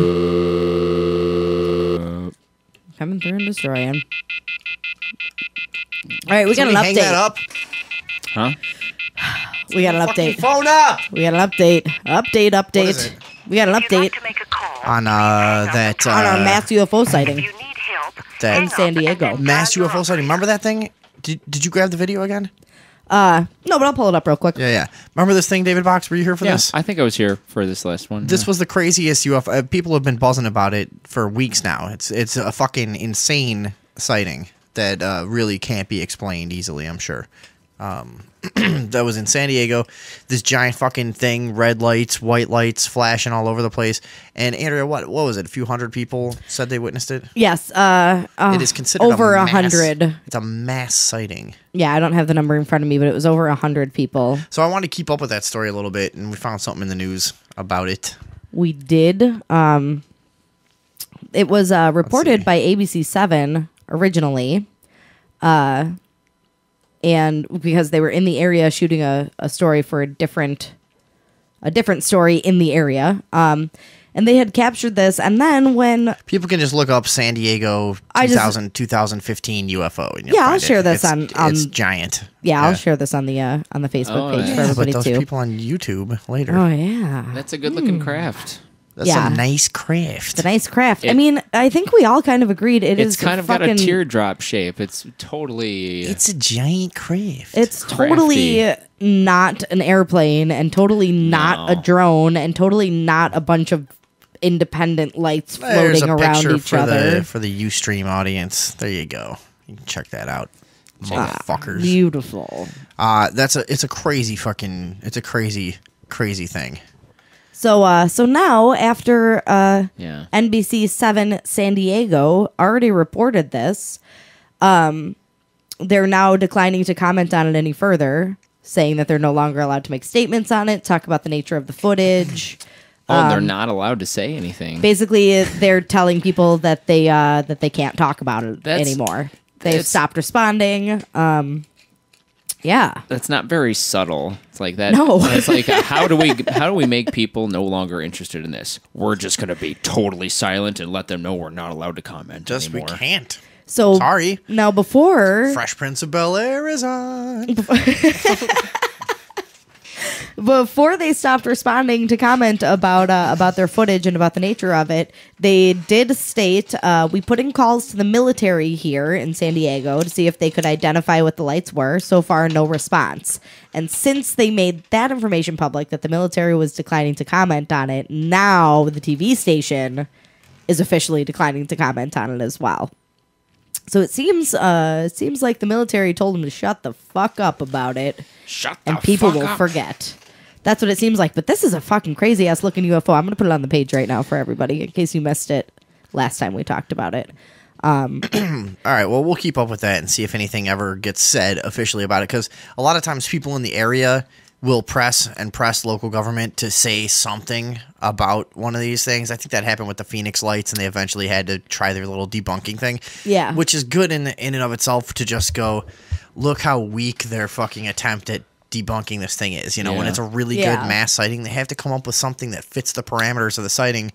Yeah. It's a group of weather balloons that got tangled together. It's a shitload of different colored lights floating in unison like a solid object for no reason. Fuck you. We're just gonna go back in this room. See you later. It's an ISIS jihad machine. Yeah. Go back inside. It's a floating jihad machine. Somebody suggested that there was a drone, a string of LEDs, battery, and a controller, which would create an instant UFO. People have also suggested it might be Christmas lights hung from the bottom of a drone. Oh my god. Or a crack in the walls of space and time. The universe is collapsing on itself. So that's where people on the internet are in terms of this story. So we'll just keep up with that. There was a new UFO sighting in Mexico. Yeah, over a cigar-shaped object over an erupting volcano. Yeah, I have no idea how That's effing cool. How to pronounce the name of this volcano? Popocatépetl? I don't know. Let me find it. Yeah, I'll take a shot at it. It's one of those long old-timey sounding volcano names. Yeah. But I'll put this picture up for people too. This is just it's a cigar-shaped object floating above. You can see it pretty clearly floating above this smoke plume coming from this volcano. All I see is the circle to highlight it. I don't see the cigar. You don't see it? Oh, well, you're not looking at a very good monitor, but it's in there. Believe you me, it's in there. It's a cigar floating above an erupting volcano. Is that what it is? Yeah, it's a pretty cool picture. I mean, it definitely does look like a solid object. Yeah, I think so too. Although, these kinds of things, I hesitate to call them cigar shaped because if it's a saucer shaped and you're seeing it from the side, it's going to look this way too. And that's at such a distance that could be a saucer shaped craft as well. I'm putting the picture up on the page for everybody right now, but there has been, according to MUFON, there's been a surge over the last 6 months of cigar-shaped UFO sightings, especially during times of natural disaster. So, like when a volcano erupts, kind of thing. Oh, is this just another no dialogue video? Yeah, this is just showing you. Yeah, this is the video in the article that we posted. Yeah, so I posted that for everyone to look at. I think it's got it from a couple different... This music could help the conversation, though. Yeah, it's really UFO-y. Why do they say cigar-shaped? I don't know. Instead of like cylindrical. That's how it's been described forever. I don't know. Hot dog. The hot dog shape. I think that description goes back to the 40s. So that's a pretty good one. I don't know. You guys think it's here's the thing about volcano eruptions, though, is that they're weird and they kick up a bunch of shit, and there's like a ton of pressure and a ton of wind and a ton of shifting air, and it would be totally conceivable that volcano spat up a cylindrical piece of lava and it got stuck in like shifting air currents and you know. Oh, shut up. It is, though. I don't know. You know what I saw today? What did you see today? I was on my way home and I saw a hawk, a giant fucking huge hawk, like good fucking 6-foot wingspan hawk, you know what I mean? Okay. And I notice it's like in close proximity to this like smaller blackbird. And I was like, oh shit, that hawk is going to kill that small bird and eat it. And then I noticed there's like 3 or 4 of the other blackbirds around, and the hawk is running away from them. And these like, I don't know what they were. I don't think they were big enough to be crows, but they were like starlings or some small black bird diving and pecking at the hawk in midair, like 4 or 5 of them. Yeah. And they're all just hitting him in the back, and the hawk was clearly trying to get away from them. That's weird. And he was like taking evasive maneuvers and swerving left and right, and they were just pecking at his back. Like he must have attacked one of them, and there just happened to be a bird that teams up and tries to fuck up a hawk if he attacks him. They were like, nah. Dude, and I was on like a highway going like 60 miles an hour, and I slowed down to like 30, to watch this. And people, behind me were like starting to, hit thetheir brakes and go around and like pile up behind me, and I'm just like, dude, there's a fucking hawk getting you attacked. guys not see what's going on? So anyways, I don't know, I just didn't want to forget that. All right, that's pretty good. I didn't know that happened. We have other UFO history being made. Now this has actually happened a year ago, but it was only just released this month about one of our fast radio bursts that they're constantly searching for, which are supposed to be an indication of intelligent life elsewhere. There was one. We reported on these a few times. Yeah, we have, and We're reporters. We reported on one that was recorded in real time, which was then discovered to be the microwave in the break room. This one was identified within 10 seconds of its occurrence, so almost in real time. But for some undisclosed, this was at the Swinburne University of Technology in Melbourne, Australia. The last one of these was a fucking microwave. It was a microwave, yeah. So how do we know this thing's not some we bullshit? Don't. Okay. But here's what's weird, though, and they're incredibly vague about this. They identify the burst within 10 seconds of its occurrence, but then for some undisclosed reason, it took them 8 hours to get a telescope pointed where the burst came from to try and identify its origin.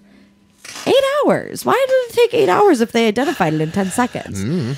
So anyway, for some other undisclosed reason, they kept this quiet for an entire year. This happened May 14th of last year. But they only just released this information. So I guess they're still trying to figure out where it may have come from, but they are illicitly categorizing it as an alien signal. An alien communication signal. Not an alien like an extraterrestrial being, but alien as in it came from somewhere other than Earth. Gotcha. So that's pretty interesting. I think that those things are going to be really important. It's kind of an old practice. I mean, there was like a giant gap.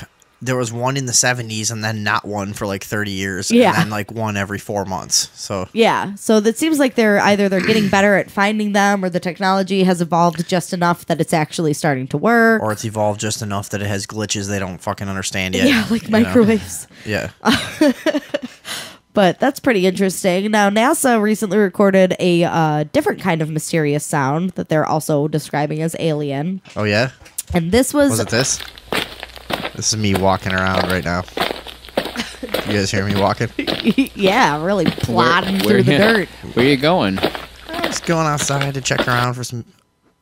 I'm just... Did you see something? Why'd you stopping. stop? I just stopped here to do a show. What do you see?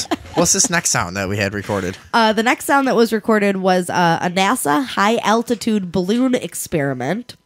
Oh, this one's fucking creepy. It's weird, Let me find this one. It's known as atmospheric infrasound. So basically the equivalent of like an infrared light. Yeah.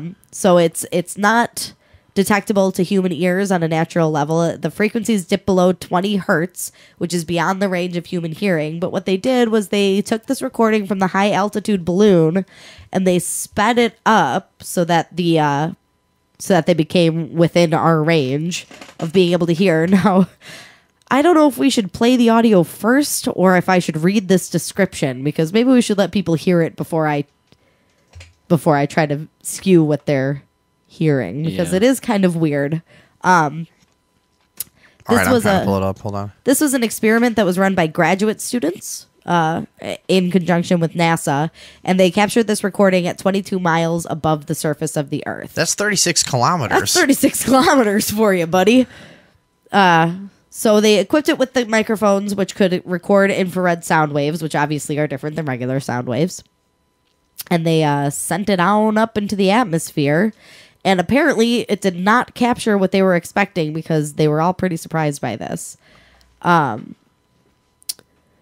It took 9 hours, to go up and come back down before they were able to recover their recordings.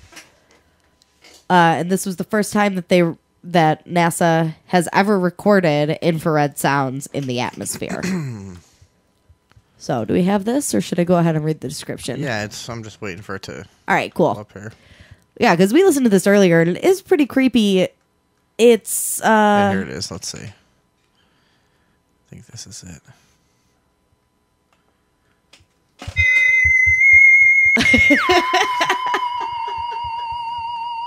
Was that it? That was not here it. Here's the real one. Here we go.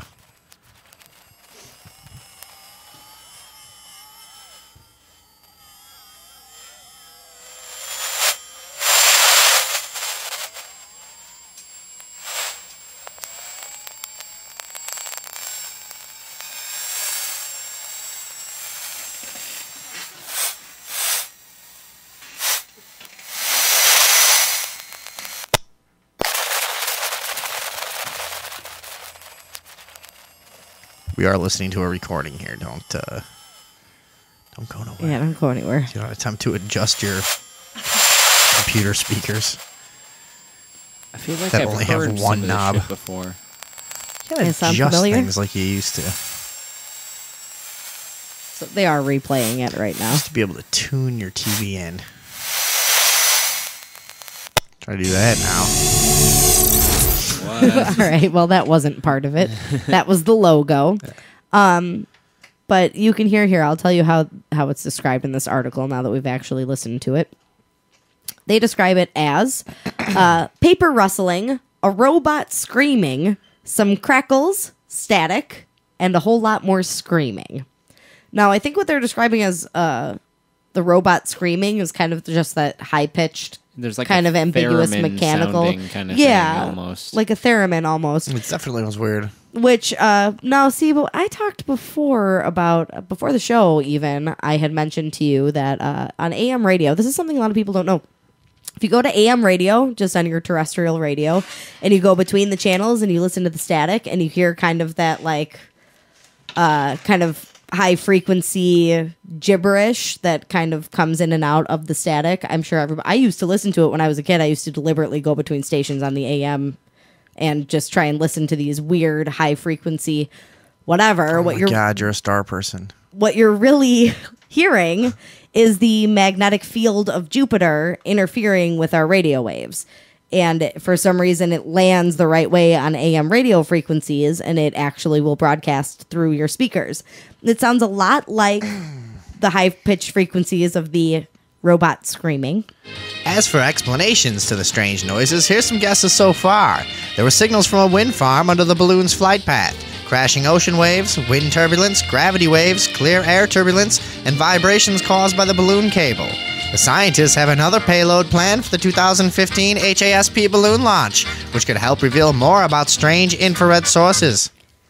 Well, there you have it. Anyway, what I was getting at was that it could have been magnetic interference, too, because that's something that happens on radio waves. So that's pretty weird. So NASA's recording all sorts of sounds. Well, we have some fucking crackpots who think they found an alien in the Mona Lisa, too. So if you need more aliens, look at ancient art. This is I'm very willing to say that I'm gonna call bullshit on this one. I don't buy it. What about shit! you? Wait, here's a picture for the Ustream people of that. I forgot to. I was supposed to be changing pictures. We haven't been doing this for a long time. All right. So there's that the cigar shaped UFO, and there's a weather balloon. Got a picture of that. There you go. Nice. I knew I would forget. Perfect. Jesus. Here's the Mona Lisa fucking thing. Yeah, it's fucking crackpots. So, I mean, it's pretty cool what they've done here. It definitely does look like the alien overlord or something. You know what that looks like? Have you heard of... I'm sorry to interrupt. Yeah. I was just gonna say. All right, boys. No, I was going to say it looks like O.H. Krill. Do you remember O.H. Krill? No. O.H. Krill, it was the fucking Bill Cooper talks a lot about O.H. Krill. He is the alien overlord that made the first contact and first deals with our government. Okay, it was that in Behold a Pale Horse? Yes. Yeah, then I've definitely read that and if you look it. up him, it's O.H. Krill, and he made it on the cover of Time magazine. The O.H. Krill? O.H. Krill. I was think on the cover of Time magazine? I think it's KRLL without an I or something like that. All right. Oh, that's right. Yeah. Now this sounds really familiar. Okay. Yeah, this Mona Lisa picture does bear a resemblance to some of the... Why aren't there any pictures showing up in your search? What they there used did to be a whole bunch of shit. Is they took the Mona Lisa, they put it side by side, mirror images of each other, right?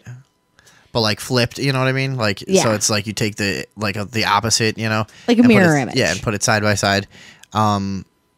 And when you butt them up together, it forms this picture that looks like an alien with his hands together in an evil arch villain kind of pose and like a giant headdress looking thing. But he's definitely got the alien face there. So that's... Yeah, but here's the thing, though, is that they took that image and they put it back to back in a mirror image.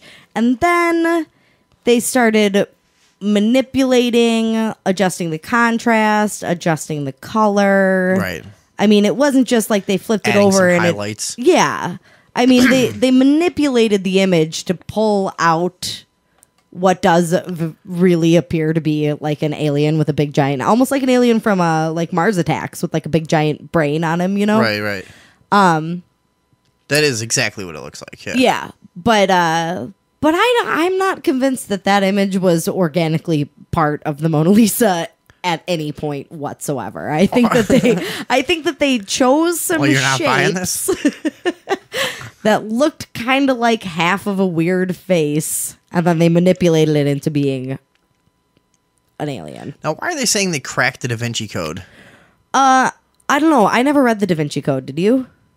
I read... It's something about... I think I read like one of the other books, but I don't know. Yeah, I read the book where all of the facts for the Da Vinci Code came from, but it was very different. But it's something about connecting ancient history and long since history to aliens and terrestrials and the future, and I don't know. It's something stupid where there's like a bunch of code.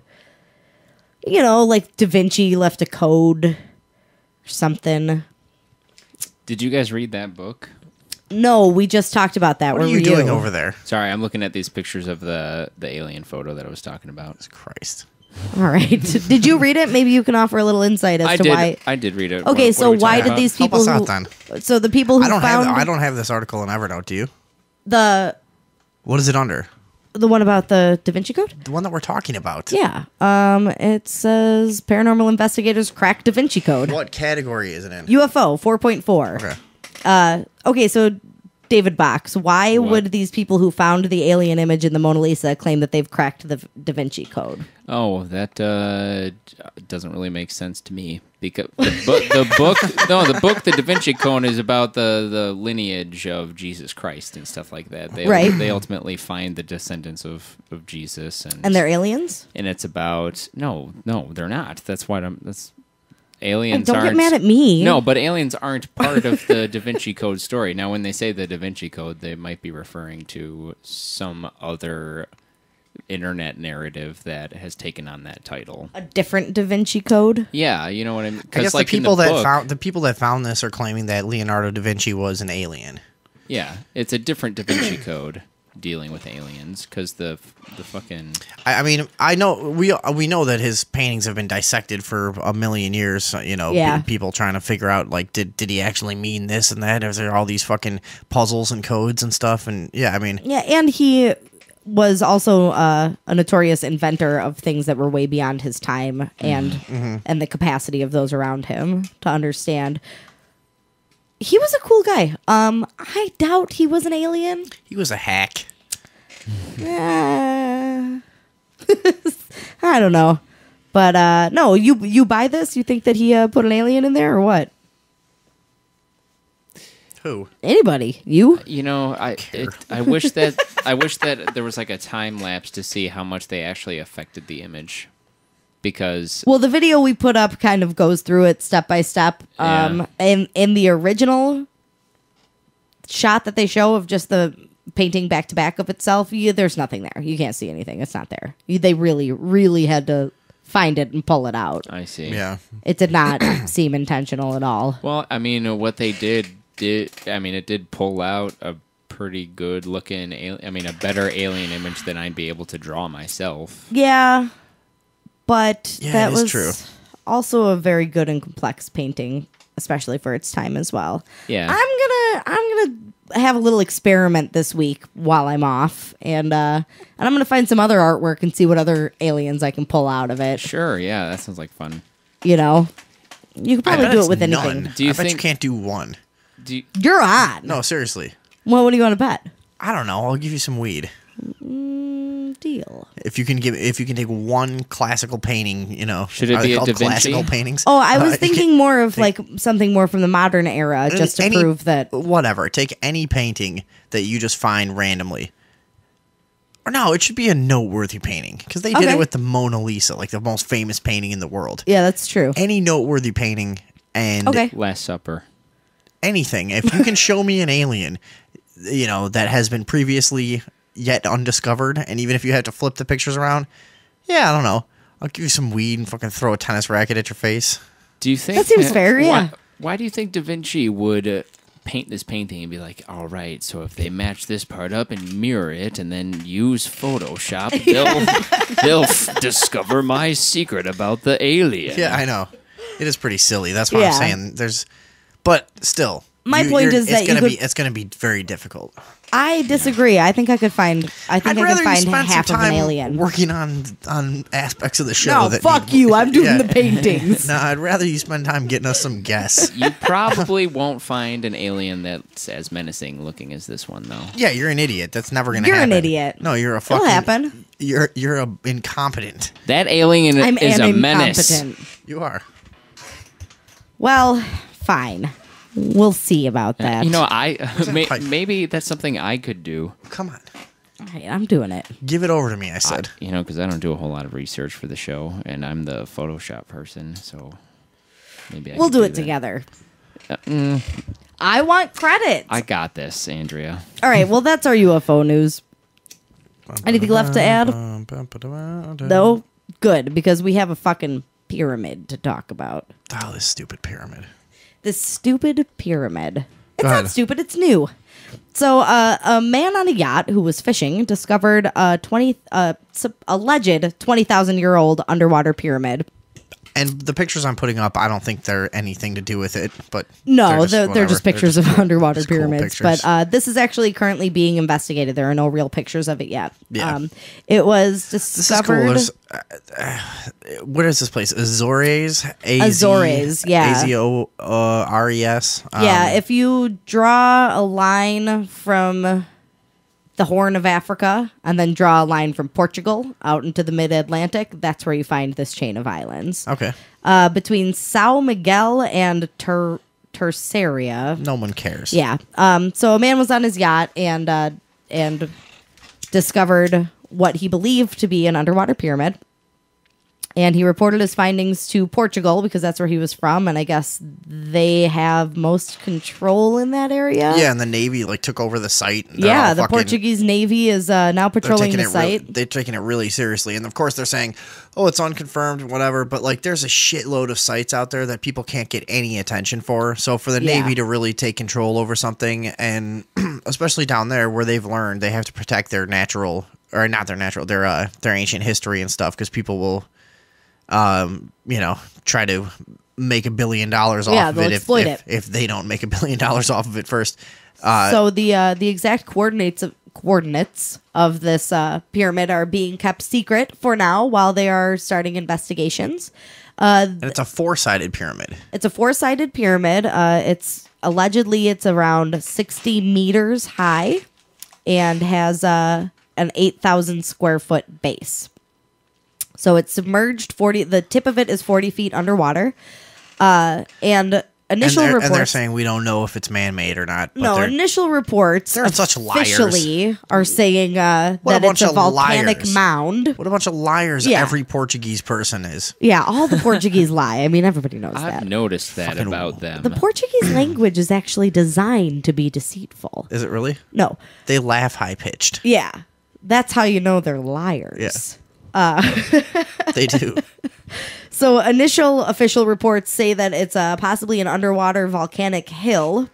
However, that comes alongside of information that analysts have also found images to suggest that there are other pyramids in the area and a similar design as to that of the pyramids built in Egypt.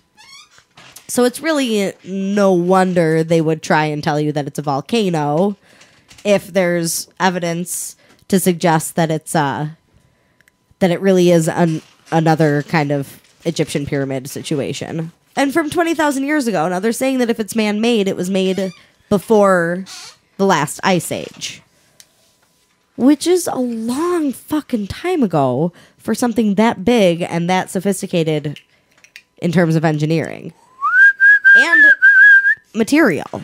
Yeah, I know. We keep finding the stuff that just doesn't line up. No, it doesn't make any sense. Also, if it's a fucking volcanic mound, why the fuck is your Navy keeping it a secret? Yeah, that's the thing. That doesn't make any sense. So I think we're going to follow along with this. That's really all the information that we have right now on it. As I said, they are keeping it very secretive. But they're doing the research. So we'll just have to keep up with this story. I'm going to say pyramid. I'm saying pyramid. David, my initial reaction. I'm saying volcanic mound. You son of a bitch. We're through. Yeah. That's a nice mound. But, they find pyramids all the time. They just found a new set of pyramids in the desert in Egypt. And they found it through Google Earth. I mean, that was last year. Yeah. But this shit pops up all over the place. Well, I didn't hear about that. Whoa, what's this giant pyramid doing just here? People combing the fucking earth. There's so many great YouTube videos of people that have found weird stuff on Google Earth. Yeah. There's just people just sitting there with nothing to do. Yeah. And just combing fucking just square by square the whole planet. Just like, I think I'll do, Siberia today. Have you ever see what's out there? Have you ever looked at the Google Earth weirdness? Yeah, there's a lot of weird stuff. There's a ton of weird shit on there. A lot of it can be easily debunked, like when they have like a blank space or something, like they don't want you to know what's here, and it's like there's a really easy explanation for it, but there's a lot of weird pictures, definitely. Yeah, that was 2012 that they found those. I'm surprised you didn't hear about that. They are allegedly underground. Who cares? Buried, which makes it weird to me. Like, how did they people identified certain patterns that suggested that there were things buried under there, and then a university went out and did like a recon mission to try and gather some information.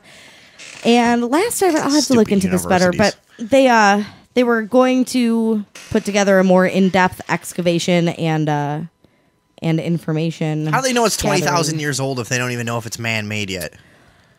It would have to be 20,000 years old to be under that part of the ocean. Oh, I see. Sorry. Yeah, that's okay. Unless they built it while it was underwater, but that seems awfully unlikely too. Yeah. Unless it's not just a tomb, unless pyramids have like a function and there was a purpose for it being down there. You know what I'm saying? And they just like dropped all the rocks into place. No, but the theory Wait that a aliens second. helped. Maybe see, it would have made it way easier to build the Egyptian pyramids if it was underwater. Yeah, because everything would have weighed less. Yeah. That's true. All right, we're on to Wait. something. Are we sure about that? Does a rock weigh less in water? Yeah. Yeah, everything does. Everything does? Yeah, water's like the moon. Yeah. Same thing. Might as well be. Same exact thing. You need some But, like, weird those- breathing No apparatus. You gravity. can barely Like- fucking move around easily, be kind of floating. Same but- shit. Yeah, but then like the water is such an obstacle and the stones are so big. I wonder if you could snorkel on the moon if you had a long enough snorkel to get back into the Earth's atmosphere. And all you would need is just like a real tight mask, to keep your eyes from popping out. You got something over your ears. All your body holes would probably need a cap. But, then you go... And it's just a real long tube. You just have a real long tube and a bunch of caps for all your holes. Bunch of hole plugs. Bunch of hole plugs. You just fucking cork everything up, and they drop you off at the edge of the atmosphere, and you just snorkel out there. That'd be fucking sweet. Yeah, that would be fucking sweet. I would do that. And they just keep the tubes attached to the airplane, which Yeah. stays safely in the atmosphere. And maybe, there's even a safety thing. If the airplane crashes, it releases the tubes, but the tubes have weights so that they stay in the atmosphere. And then you've got a parachute. So in case you come back into the atmosphere. You like pull yourself back on your tube. Parachute all the way from the edge of the atmosphere back down to the land. People have done it. Yeah, no, it's easy. So I'm thinking about People have done that. outer space snorkeling is not such a far off thing anymore. No, that's within reach. Now, even when you get way high up into the atmosphere, can you get something to float around easier? Like can you get some kind of ship that kind of just floats around and hovers up there and is your station for all your air and everything? Hold on a second. Somebody else wants to talk about this. Wait, let me bring this up. Well, Hello? Hey, Hi. how you guys doing? Oh, it's Veronica. What's going on? Hi, Veronica. Veronica, Hello, how are you? Our pal down in Savannah, Georgia. What is up tonight? Actually, I'm not in Savannah, Georgia. I'm somewhere outside of, near Maryland and West Virginia and also Pennsylvania, going near Ohio. I'm not exactly sure. I think I'm still in Maryland, though.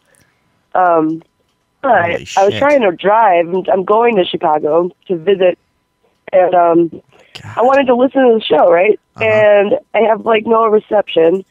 So I was hoping I could actually just listen through the phone for a little bit. Is that a thing? Yeah. We can just leave you on the Skype to listen. That's fine.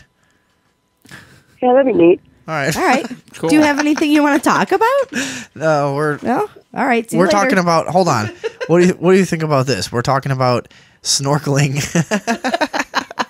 We're talking about snorkeling in outer space, but you have a really long snorkel that's connected back into the Earth's atmosphere so you can breathe, and then you just plug up all your body holes so your eyes and your fucking asshole doesn't prolapse and your ear bones don't fall out and all that shit. You just close all your shit up, and then you just grab a tube and you fucking some flippers and you kick your way out there and you snorkel out in space. What do you think of that? I think that sounds pretty amazing. Oh, my dog. Oh, yeah, that sounds amazing. Except, I don't feel crazy about the idea of plugging up all of my everything. That sounds like the but best of course, part. I guess if it would make it possible, what I I might heard. go ahead and do that. So I could literally snorkel in outer space. Do we get flippers too? Yeah. Yeah, I said flippers. Nice. Yeah. So definitely. All right. But you got to plug all the holes. Well, It's only for a little while. It's crucial to the snorkeling in space. Is the plugging of the wouldn't holes. Wouldn't you have to have some sort of? Wouldn't you basically have to have an astronaut suit though, if you really wanted to do that? No, that's Or why is you it plug just- the holes. The astronaut suit Yeah. basically this plugs is your holes. This is like snorkeling. This is like the you're thinking of Scuba diving. Yeah, you're thinking of scuba diving in space. That's like having a full astronaut suit where you're just out there. You can kind of do what you want. You've got your air apparatus on your back.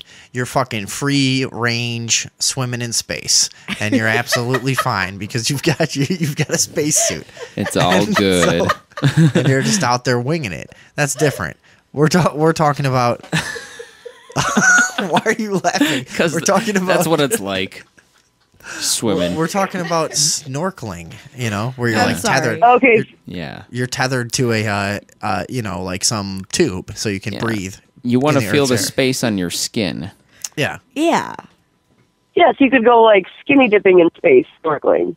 Yeah, not without plugging your holes, though. Yeah. You don't have to be naked. No, but just for example, like without a suit. So like, or like if you know what I mean, like, or just some clothes, like a sweater and some pants, and right, yeah, you just hit your snorkel and go swim around out there, and a cork in your anus. Yeah. But like, I mean, how do you cork up your eyes? Like, do you just you have a really. We talked about this. You have a really tight mask. It's a whole thing. You put a really tight mask on, and that's what that has the tube coming out of it, and the tube connects back to the Earth's atmosphere. But wait, there's a bunch of seagulls just got here, so we're gonna have to put you back on hold. We'll leave you on Skype to listen to the show, okay? Yeah. All right, bye. Oh, fuck! One of them just took my sandwich. Oh, that was a good sandwich. Can we get on to the maternal mortar of Melise? Oh, yeah. We sure can. The Masonic Fraternal Police Department. This is a weird fucking thing. Yeah, this is a very weird thing. And we have to get into this. We absolutely must. The LA County Sheriff's Department recently broke up a gang known as the Masonic Fraternal Police Department, who, first of all, are neither police officers nor are they Masons. But it's they claim to be an offshoot of the Illuminati. Claim they were created by the Knights Templar in 1100 BC and that they are the oldest and most respected organization in the world. They claim to have jurisdiction over 33 states and Mexico. And their fucking insane oath reads as follows. I most solemnly and sincerely promise and swear to protect and serve and uphold the Constitution and bylaws that Grand Master and that sovereign jurisdiction, so help me God, amen, amen, amen, fraternally faithful, absolute supreme, sovereign Grand Master Henry, 32 degrees, 33 degrees, X degrees. Okay, shut up. Can we get... It's fucking gibberish. Can we get to what the fuck these people actually are? Where did they come from? How did they start? How long have they been around? What is their fucking whole thing? I said that already. They claim to have been created by the Knights Templar in 1100 BC. No. I'm not talking about what they're... I'm like, when did they rent their building and when did they start fucking saying their bullshit? You know what I mean? Like, do we know what they've actually done? Well, they started gaining some notoriety, let's see, in January. How long have they really been around, though? That's what I'm saying. Like... It's kind of murky because apparently they were practicing things privately and without the aid of their Facebook page for a while, but there's no official obtainable record of how long that's been going on. But they're here. I'm going to post their official website up for everybody because it is crazy. But let's see. In January, they basically claim that they've been around way longer than the police and they have the right to enforce laws if they want to. Right. What are they doing out there? According to them, they outrank the police. But were they doing, what were they doing while they're impersonating police officers? Were they just stealing shit or what? No. They were trying to schedule meetings with law enforcement officials, which triggered their investigation. But basically, they were harassing the Los Angeles County Sheriff's Department and saying, you guys don't rank here.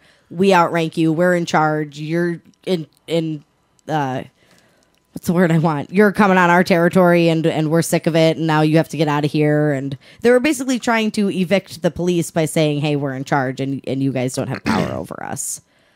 And they all got arrested. Go figure.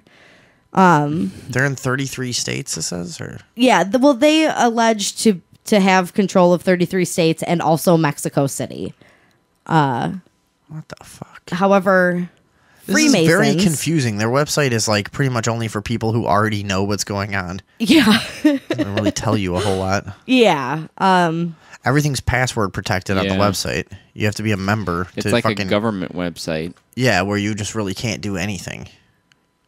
Yeah, Weird. except read like their weird, vague, kind of disjointed descriptions of who they are and what they do. They do appear to be just fucking crazy. I love this picture. Where did it go? Of I got it up right now. Of their Grand Master. Of the guy yeah. with the top hat and the fucking. Yep.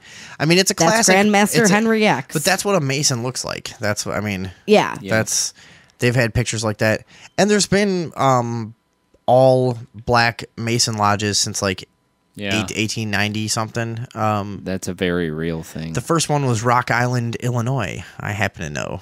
Yowza. Yeah, it was Rock Island, Illinois, started by Henry E. Burris, I think, was a black Civil War general. I think I got that right. But, yeah, that's what a Mason with his stupid apron looks like. That's what they all fucking look like. That's a 33rd degree cocksucker, right? Yeah. Okay. Now, these alleged Masons, according to real Freemasons, let's see. Obviously, legitimate Freemasons are shocked and appalled by these imposters. They don't even belong to a regular recognized lodge. They seem to be more... They just started saying they were. They seem to be more of an internet figment of their own feverish imagination. Mm-hmm. So legitimate Freemasons believe that these people are just like crazy internet getters. That's a weird thing, though, because who's the legitimate Freemason?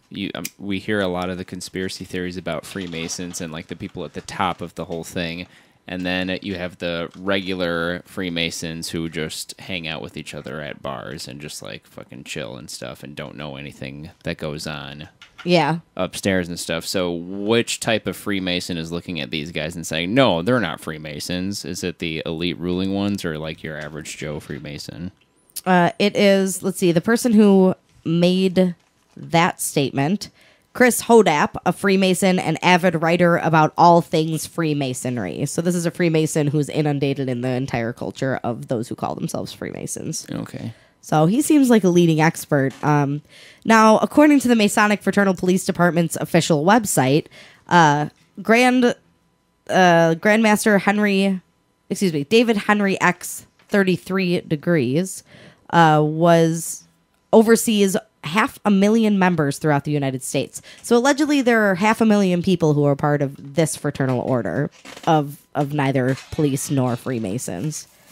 But so anyway, so some people in LA actually finally got arrested for pretending to be police officers in LA. And now they can't talk about their case anymore because of the bizarre nature of it. And I think that's pretty weird. Almost think that they were onto something, you know? Yeah. Like, were they just really good at figuring out how to fucking nullify the police's jurisdiction, you know? And now they're trying to cover it up? Yeah. Could be. Absolutely, it could be. Could it be? I don't know. It's just total speculation. Because I'm confused about what this group actually is. And we don't know, like, when they started, really, right? So, right. Because they allege a lot of things that are just really difficult to prove. Freemasonry doesn't officially acknowledge its ties to the Illuminati. Knights Templar. Yeah.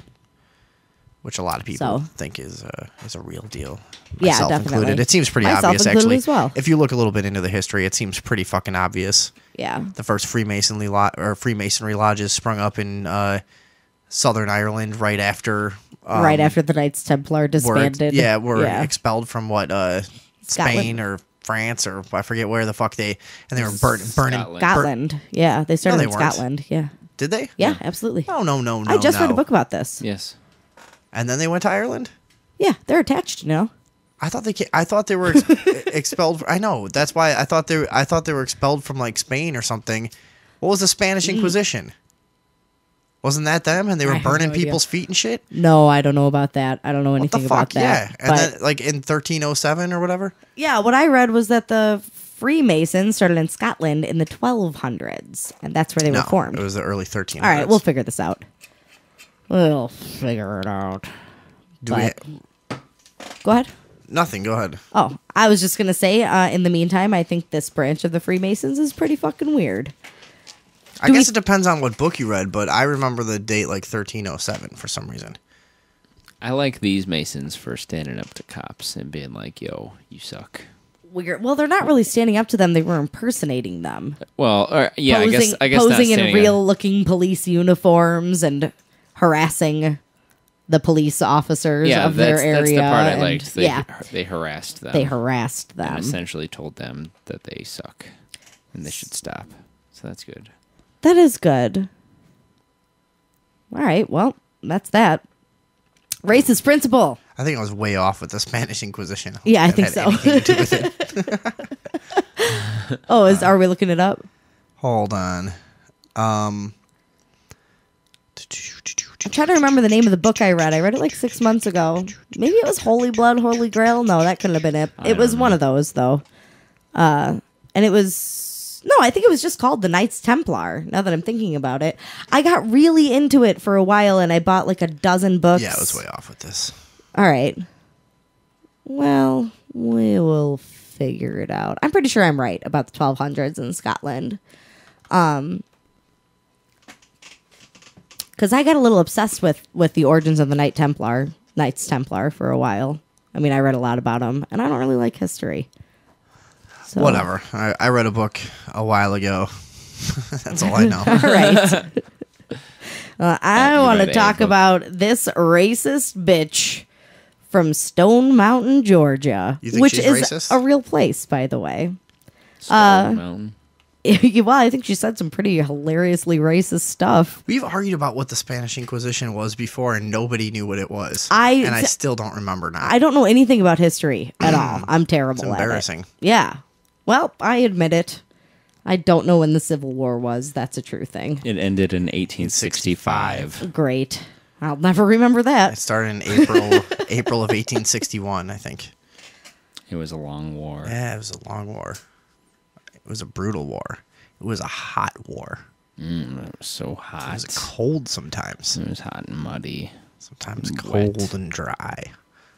And you ate hardtack. And then sometimes... Salt pork. Salt pork, yeah. That's all I know about the Civil War. That and slavery. All right, well, let's... Salt pork and slavery. Get to this bullshit. All right, so at the graduation at her high school, Principal Nancy Gorduke made some comments that she regretted pretty quickly. I think she was just misunderstood, and if you really just look at things from her perspective, that you'll really just come around. I think you'll come around to her side by the end of the video. You guys haven't really seen it yet. We should set it up though, because it's kind of hard to tell what's happening just from the video. Okay, go ahead. She dismissed at what she thought was the end of the graduation ceremony. She dismissed the crowd and said, "Hey, thanks for coming." She realized then immediately afterwards that she had skipped over one of the people supposed to give a speech because she forgot to print it on the program, and she was going by the program. And then she was like, "Hey, wait, sit down. We still have one more person to give a speech. They deserve your time and your respect." And some people left anyway, and she did not appreciate that. Well, so some people left. Was it like all different kinds of people, or was it like mainly one kind of people? Or seemed like it was mainly one kind of person. I don't know. All right, maybe we'll check out the video. Yeah, let's see what happened. Here. Hold on. You people are being so rude to not listen to this speech. It was my fault that we missed it in the program. Look who's leaving, all the black people.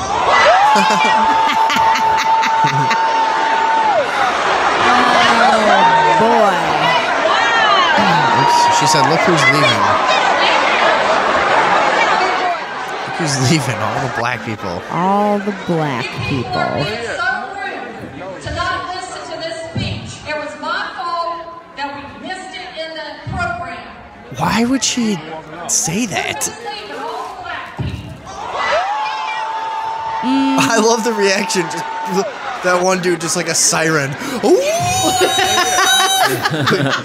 Did you hear that? Hold on. Listen, do it again. Wait, hold on.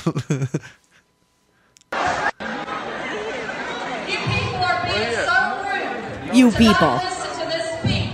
Listen, just listen to the one guy's reaction.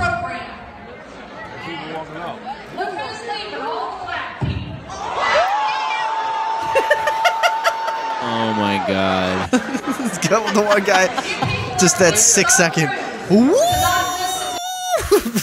So after she says that, pretty much every single person that you can see in the video stands up and starts walking either out. It's a race war.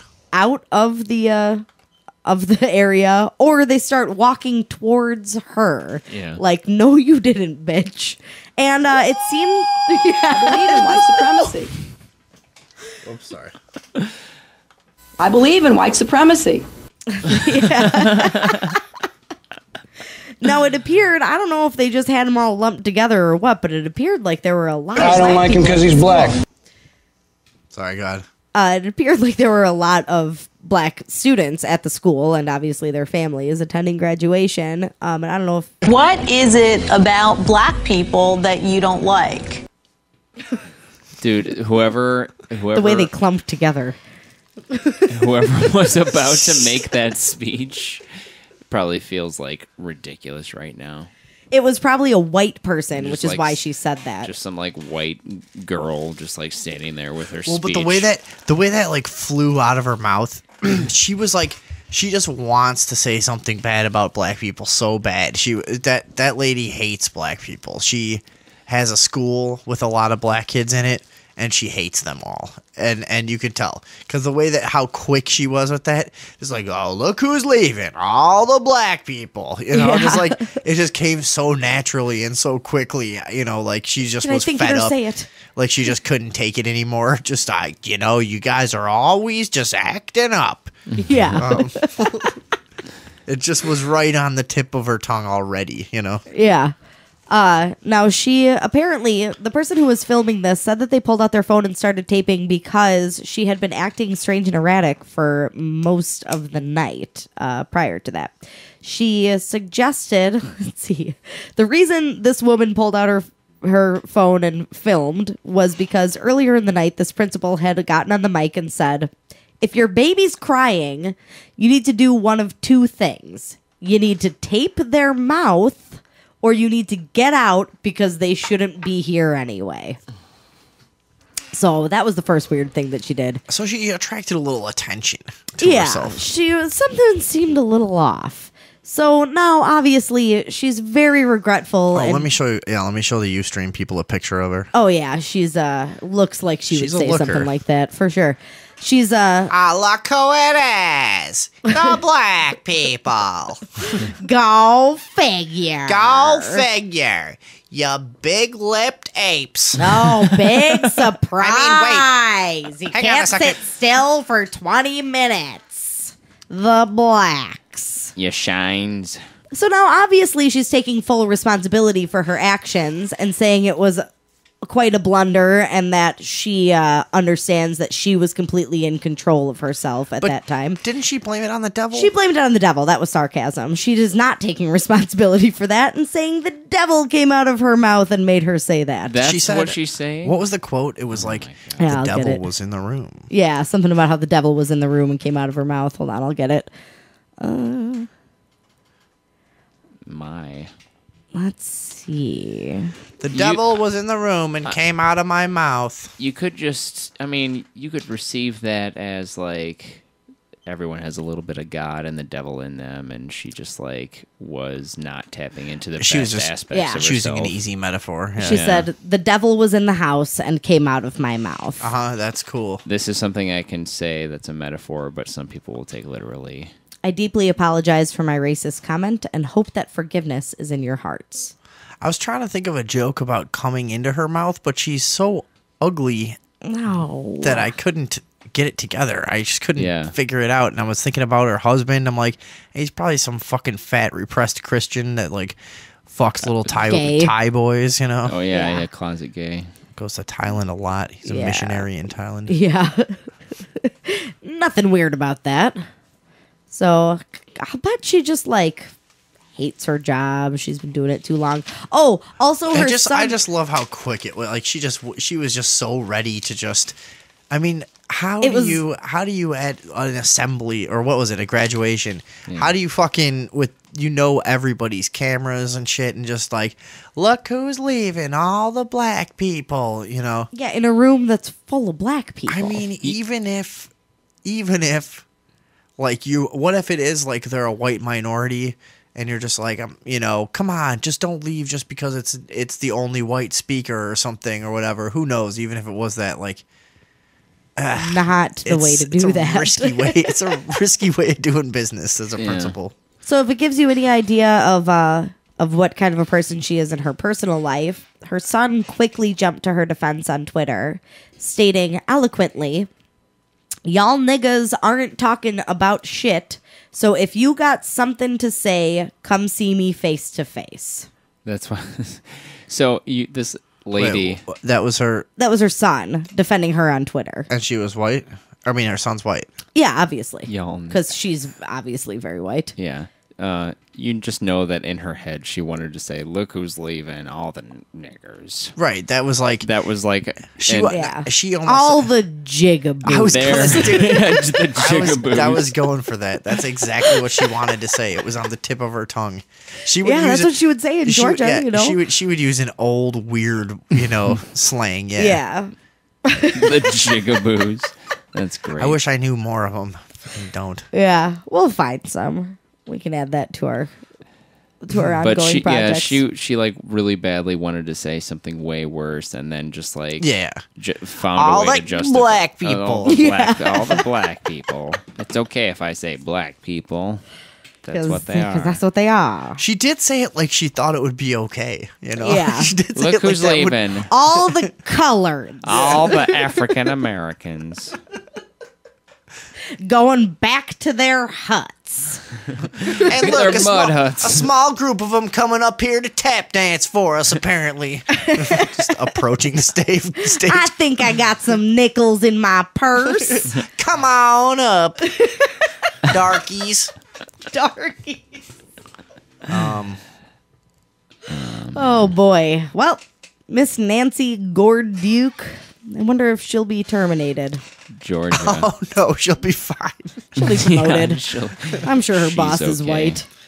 I don't know, dude. And you know, in all fairness, somebody doesn't really deserve to lose their job for us, you know. And but for me, I don't give a shit about it. It's a stupid fucking public school. You can all fucking suck my dick, anyways. But you know, it's still somebody in general doesn't deserve to lose their job for one slip up, even though this one is pretty revealing. Yeah, that's pretty revealing. Maybe but this like could make enrollment go down and stuff like that. You know, if you lose faith of the student body and you know you're not generating revenue and shit. And maybe she does. I don't fucking know. I just think in general people are so quick to condemn each other when they speak, you know, a little bit ill of somebody or say something a little bit out of turn, or they get. Frustration gets the better of them and they say something fucked up, you know, and like they tend to get crucified so easily. I don't know. Maybe she does. Maybe all the black kids at that school will be like, well, it's not like I never said shit about white folks. Right. Yeah, all of them gained a little perspective and grew a little. She was, you know, we are black people. I've been in that crack of shoes. Mm-hmm. Like it's like the late 70s when you would imitate a black person. Yeah. All right, Jive Mama, I've been in that crack of shoes. Say, Jack. I've been on the flip side of this coin. There is kind of an interesting pressure that might be placed on the school and the school board too, just because this video went viral and people are paying attention. They may feel a public pressure to terminate her, regardless of how offensive her remarks really were, just because it's getting them attention and they have to make a move or else they're going to look like they tolerate bigotry and racism. Yeah, and even if that's not actually, even if they're just being reasonable and saying she said one mildly racist thing and we don't need to fire her for it. after a year of dealing with a school full of black people, she referred to them as black It'd be people. awesome if the school board just comes out like, I mean, honestly, let's be fair. She spent a year dealing with blacks. Cut the woman some slack. I mean, you people aren't easy to handle. You've met some black people, right? Yes. Imagine that every day. And, like, there's so many of them.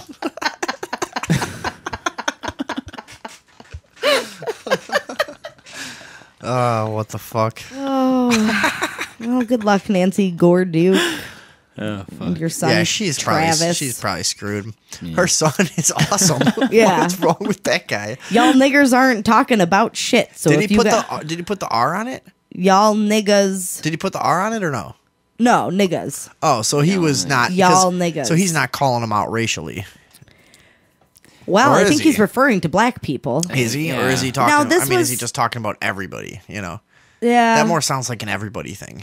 He would have put the R on it if you wanted to just say about, you know, demean black people. Yeah, but I don't do white people in the deep south frequently comfortably use the word nigga. Oh yeah, Yeah? yeah, of course. Really? Yeah, white people do everywhere. Are you kidding?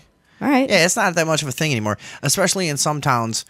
There's ton. I mean, do you watch fucking fights on YouTube and stuff? I mean, everybody says nigga constantly. Yeah, I mean, but it's like after something like this, is that really the way to go? I don't think it's necessarily like it's necessarily like a racist thing. But you see how It's just like a way to refer many to a group of people. I swear, I think he would have put the R on it if he meant it that way. He I might really have. do. He might. I imagine he like typed it with the R and was like, you know what? This is That a little- looks that's too That much. just looks too hateful. I better he's type probably it. he's I'll probably capitalize all of it though. What? Where is this in Texas? No, Georgia. Stone Oh, Mountain, Georgia? Georgia. I mean, Near Atlanta. he's probably a kid like fucking most kids who grew up listening to hip hop and talks like he fucking when he gets angry he talks like that. You know? Yeah. I mean, Yeah. honestly, whatever. Although it is, I don't it think is it's kind of an unfortunate choice Yeah, it's- at this yeah, time. whatever. I think he's probably just fucking pissed off and whatever. But yeah, I think he would have gone for the R if he really wanted to be like that. Yeah. You know?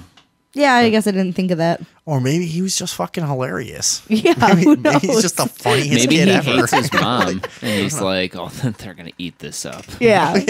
Take that, mom. Yeah, fuck you. He's some racist bitch. He's some You took my cell phone, but I still have my computer, mom. He's a little skinny goth kid. Yeah. I don't fucking get some mileage out of this. Yowza. And then it's good. He's loving the attention. Yeah. Who wouldn't? I wish my mom was racist.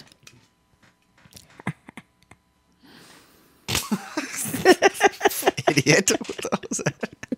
I don't know. I think I need a break. I gotta clear my nose a little bit.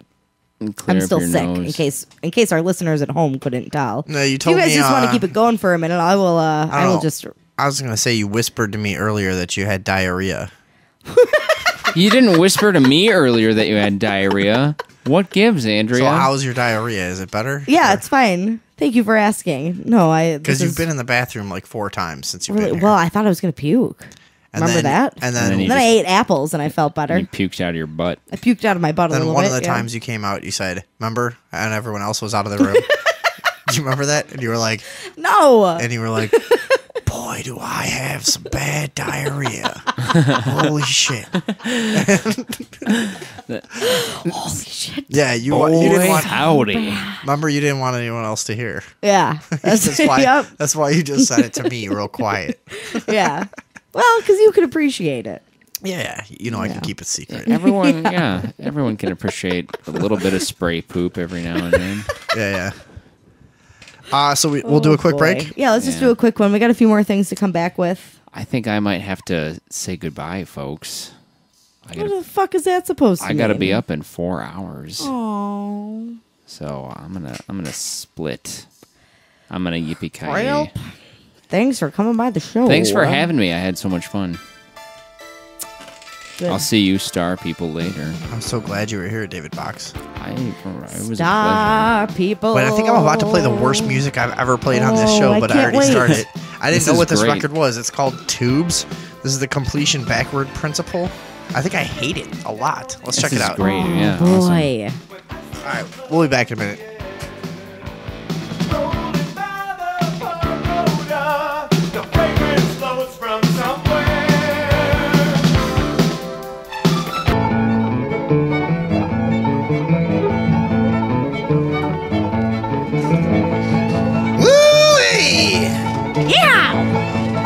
There's billionaire kid touchers in them hills. It's about time. There's billionaire kid touchers everywhere. Why, that's more valuable than gold. There's kid touchers in them hills.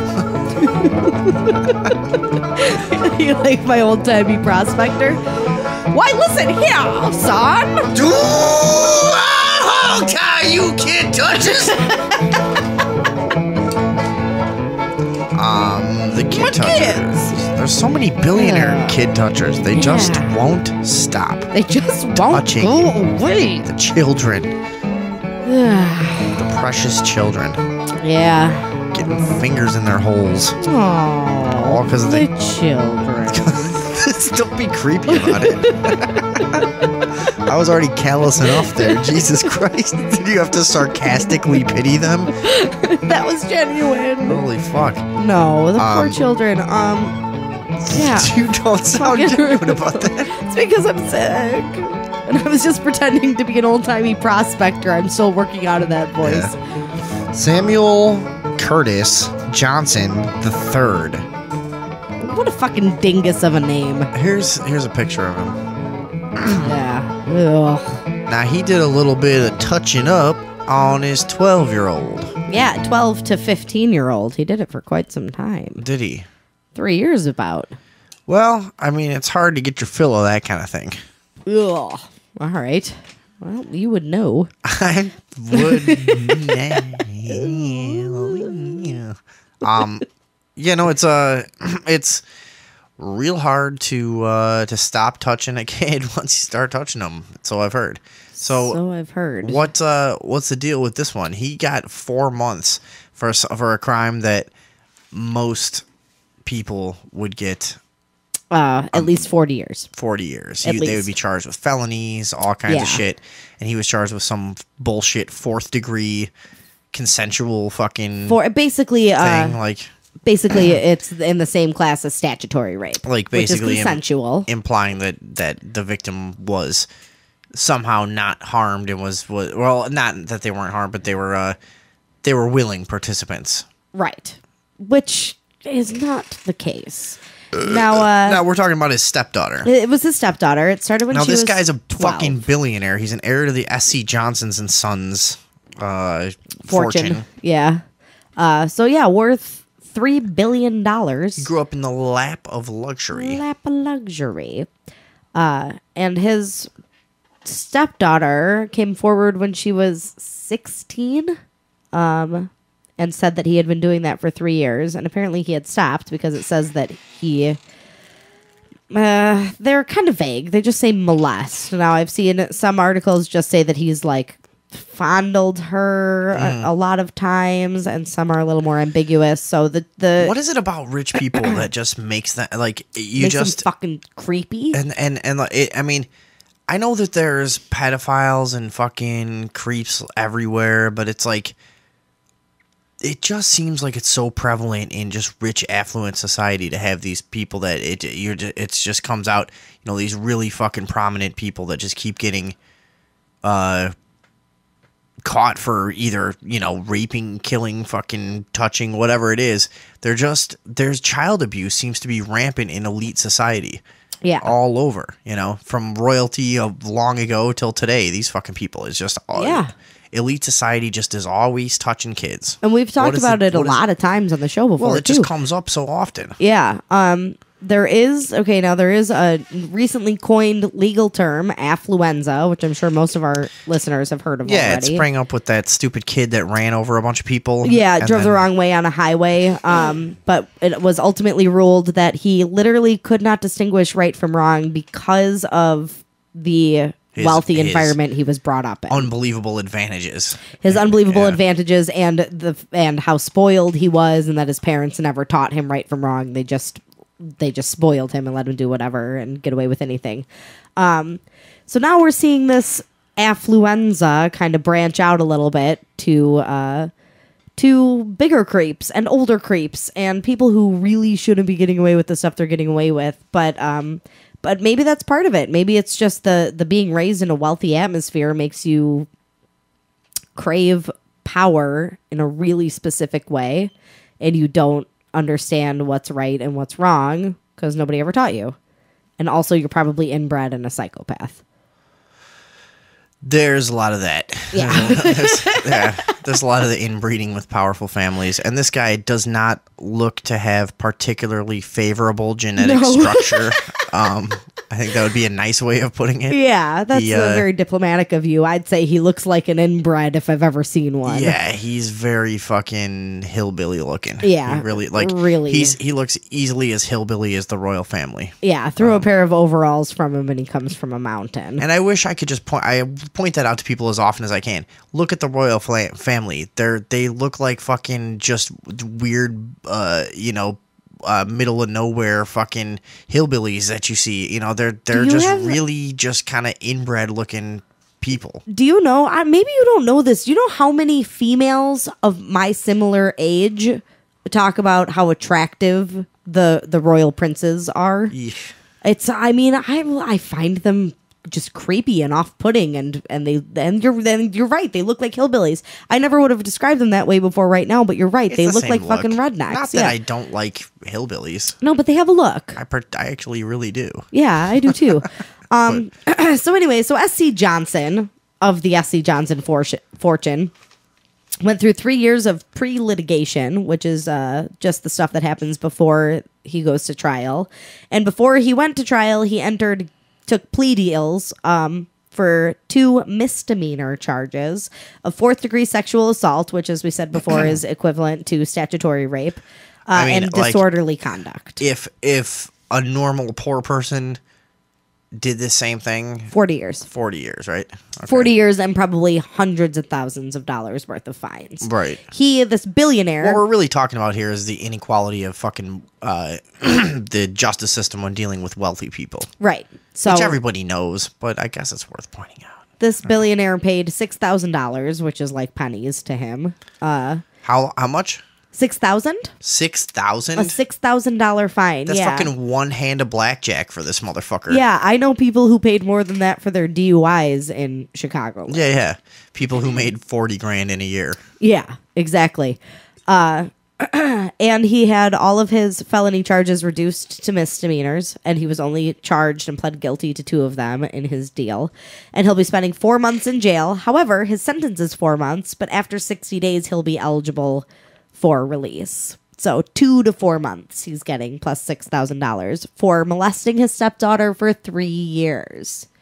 Here's what else is really creepy. This girl's mom is still married to him. Yeah, well, I mean, he's fucking rich as shit, dude. Yeah, he's rich as shit. She should just kill him. Kill him. Here's the thing. She probably knew about it. Yeah. You know, the girl probably told her. She eventually told the grandmother, right? That's the other one? Yeah, the that's the DuPont other guy? one. Because we got another yeah. one. Here, let me put this guy's fucking picture up. Yeah, it's fucking creepo. Look at this fucking weirdo. Who did something even more deplorable, which was... Another guy. It's just... these people are just... They've been powerful so long that they just haven't had any reason to be fucking good-looking or personable or skilled or whatever. You know what I mean? Because money does it for them. Just look at these fucking losers, dude. I mean, look at this fucking guy. All right, look at this guy... Look him in the fucking face while I tell you what he did. All right. Raped a 3-year-old. Yeah, I already knew that. Yeah. Well, our listeners didn't. And they could look him in the face, too. I already read the article. Yeah. Raped a 3-year-old who... So we're talking about Robert H. Richards IV. Robert H. Richards IV. Heir to the DuPont fortune. DuPont and other fucking creepy. I mean, both we're talking about major industry that's been responsible, both of these, for huge amounts of fucking pollution and bullshit throughout American history. The DuPont fortune was built on the backs of slavery. Oh, and that, and a lot of they got their start bullshit, yeah. mining saltpeter. They're just when you talk about big evil corporations that kind of stay in the shadows, here's two of the major players. Yeah. and their heirs are just raping kids.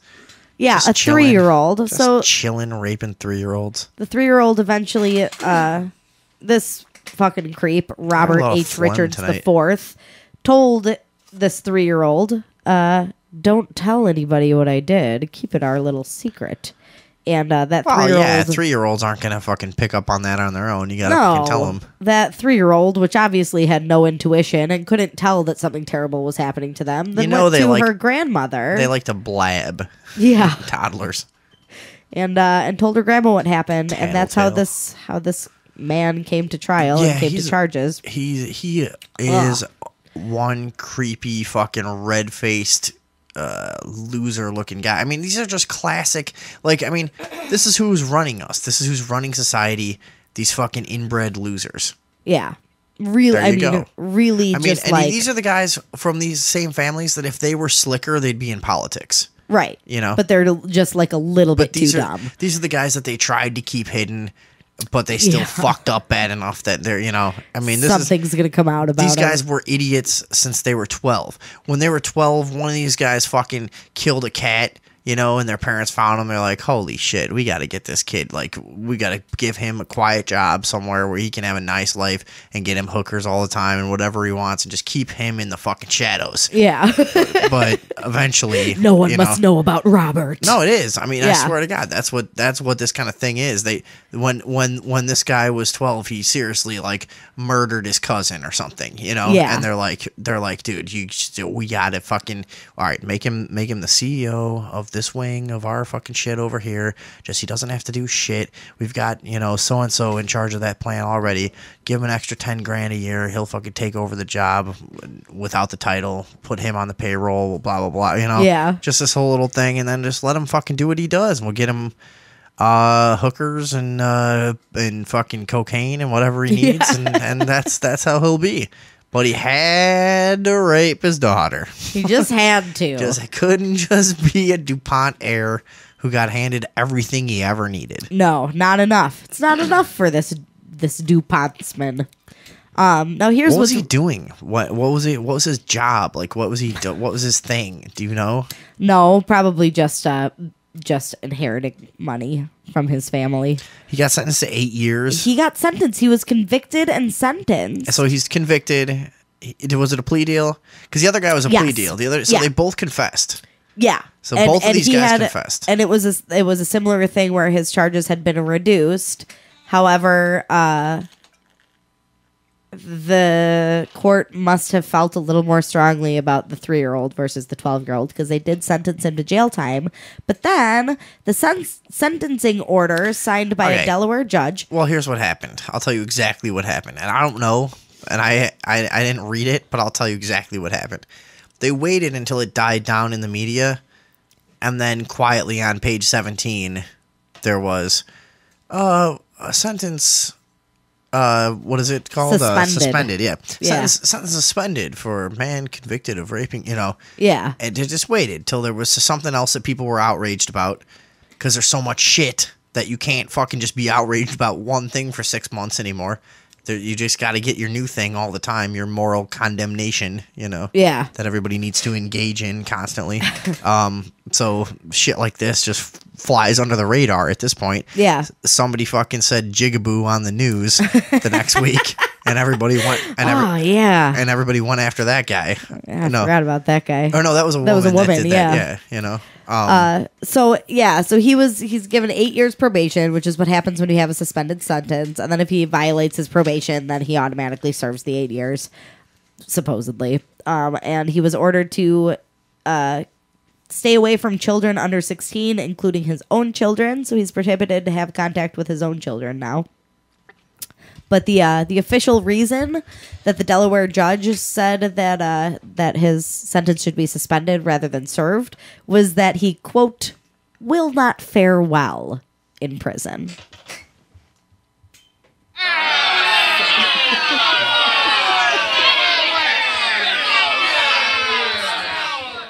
So basically they said, oh, he's too rich to go to jail. We're just going to fix that. Oh, I wouldn't fare well in prison. Oh, I didn't know. What are you going to send me to jail? Oh, fuck. Look at this guy's fucking Brillo pad red hair. Look at his fucking mug. Oh, Jesus Christ. Yeah, he's like what a piece of garbage. If anyone can't access a picture of this guy, just imagine a rapist. And that's what this guy looks like. And I'm gonna put back. He's just a no eye having, just creepy, red faced, flush looking. Too big cheeked, not enough forehead. Jowls. Jowls. He's got the makings of jowls. When he's gonna be the guy. See, this is what they look like when they're young. You know, old rich guys that have giant jowls. Yeah, that's him. Look, in like 20 years, he'll have those jowls. Look at the start of them right on the sides of his fucking face right there. Oh, God. This is how you get that big old rich guy with a red face and jowls and hair that makes no sense, you know? Red nose, yeah. Yeah, this is that guy. This is the beginning. This is the larva. You never saw those guys. Because they're all in the shadows. Well, but the sort of archetypical, you know, old rich guy with jowls, we're not in our our photographic and video culture where you get to see how everyone looked their whole life. That didn't exist for them until very recently, right. You know? So, like, we haven't seen them when they're young that much. This is what they look like when they're young. Yeah, terrifying is how they look. Yeah. So that's just another shining star in the history of the DuPont family. Just look at the other guy again. Filled with shining stars. Yeah, this fucking hick. They're both just fucking inbred looking, dude. Jesus Christ. But they're totally different types of inbred too, you know? Like, you got one is like The Hills Have Eyes, and the other one is what? What do you call this one? Which one is The Hills Have Eyes? This one. Oh, okay. The first guy. No, the other one is he looks like a baby that never grew into his face. Yeah, there you go. I don't know. He reminds me. He looks like a rapist. He just looks like he's gonna rape you. He looks like he was underwater in a hot tub for a real long time. With like came up for his mugshot with a jet spraying on his face backwards and stretching all his skin a little bit. Yeah, you're right. Oh, and his hair is even styled that way. You're right. That's exactly what he looks like. He was underwater in a hot tub with a jet in his face, and then just came up for his mugshot. That's what it's like at the rich people jail. They have fucking hot tubs while you're getting booked. Excuse me, sir. We're gonna have to. We hate to bother you. I have to take your mugshot now. Like, leave me alone. I'm an important man. Do you know who I am? What do we got in the cops? Is that all we got left? That's it. Yeah, we just got cops. We got some good stuff actually. I really like this story because I kind of hate it so much. A lovely family with 10 children were living off the grid and homeschooling their kids, allowing them to choose their own curriculum, doing unschooling, which I think we've talked about before, where kids kind of learn to their strengths and they're not put into a mold and forced to learn things that they don't care about. But for that reason, police came and took them all because they weren't enrolled in school. So they lived in rural Kentucky, on a farm where they were, you know, self-sufficient, and they had their own chickens and goats, and they had a garden, and they made their food, and the kids participated in education often. They had homeschooling classes, but since it didn't fit the state curriculum, sheriff deputies came to the home when just the mother and the two oldest kids were home, and the dad was out with 8 of the other children. The mom is pregnant, by the way, too. 5 months pregnant. And the police came and they were like, hey, we're going to take your kids. And she was like, fuck you. You're not going to take our kids. And they were like, oh, okay. And they let her leave the property. She was apparently going to go find the dad. They let her leave the property. And then just a short distance down the road, more sheriff's deputies pulled them over and took the 2 children from the mom. And then she was arrested for disorderly conduct and resisting arrest, which are just the charges that say we arrested you because we wanted to. She claims that the arrest took place only after she didn't passively allow the deputies to take the children. So they placed her under arrest so that they could take the children. Basically, they found a reason to do it. They let her contact her husband, but the police managed to obtain the other 8 children as well. Wait, is this the one in Mount Vernon? No. Which one is this? This is it's 9.1. It's in rural Kentucky. It just says police sees 10 my children shit's out of from order. homeschool I don't know how to family. fucking do it. Oh, here we go. So I think it's pretty fucking scary that here was a family that was successful. They even have a Facebook page. They're off the grid technically, but they're not fucking isolated. They're not hermits. Their children have social lives. Moreover, they haven't been aggressors toward anyone else. No, they've been... don't deserve to be treated poorly. No, not at all. They run a Facebook page about their family. It's called My Blessed Little Homestead. Even though they're probably all totally fucking nerds and you would never want to hang out with them ever. I mean, who cares? That's how all these people get demonized. For most people who don't give a shit, you know, and they want to say, oh, well, come on, those kids were not being given advantages like having to fucking go to high school and college and then work in a cubicle for the rest of their life. How could you fucking deprive them of that? Yeah, they never had an opportunity. I mean, it really is easy to write this stuff off because they'll play like sound bites of some crazy religious shit that the parents say or something, you know? Yeah, and try and make them sound like a coot. Right. Yeah, so it's real easy for people to write this stuff off, but in the end, it's just a peaceful family that's wanting to live how they want to live. You know, as much as most of us would not want to fucking hang out with them, you know, it doesn't matter. They haven't done anything to anyone, and they're being ruled by force. Yeah, they literally haven't done anything to anyone. The thing that the sheriff's deputies seem to be taking the biggest offense of is that the kids aren't technically enrolled in school, even though they do participate in homeschooling. Unschooling, they call it. In unschooling, education doesn't take a back seat. It's listening to what they're interested in and fascinated in. Now, since I've come to terms with the fact that the school system that I went through was horribly oppressive and I would never want to put my offspring through that. It was brainwashing and babysitting. Yeah. I have for a long time been considering what the ideal solution for education for a child would be, and unschooling really fits the bill. Can you explain it? It's unschooling is when you do education based on the child's strength. So if the kid says, I don't want to learn math today, I want to play basketball, that kid plays basketball and exercises that part of their brain. And that doesn't mean that you can't teach them math with it, but you play to their strengths instead of trying to fit them into a box, which sounds pretty reasonable. Well, when you consider how much math you actually learned in school over the course of the years that you were there, I mean, it could have been condensed into a lot less time. Yeah. And, you know, so yeah, if you were allowed to pursue your own interests more, and then there were these basic requirements that you had to come back to and say, hey, you got to know how to fucking do some basic algebra just in case. Yeah. Asshole, just in case. Yeah. You know, fine. Whatever. I could accept a school system a lot easier that way. Yeah. Yeah. It's often referred to as whole life homeschooling.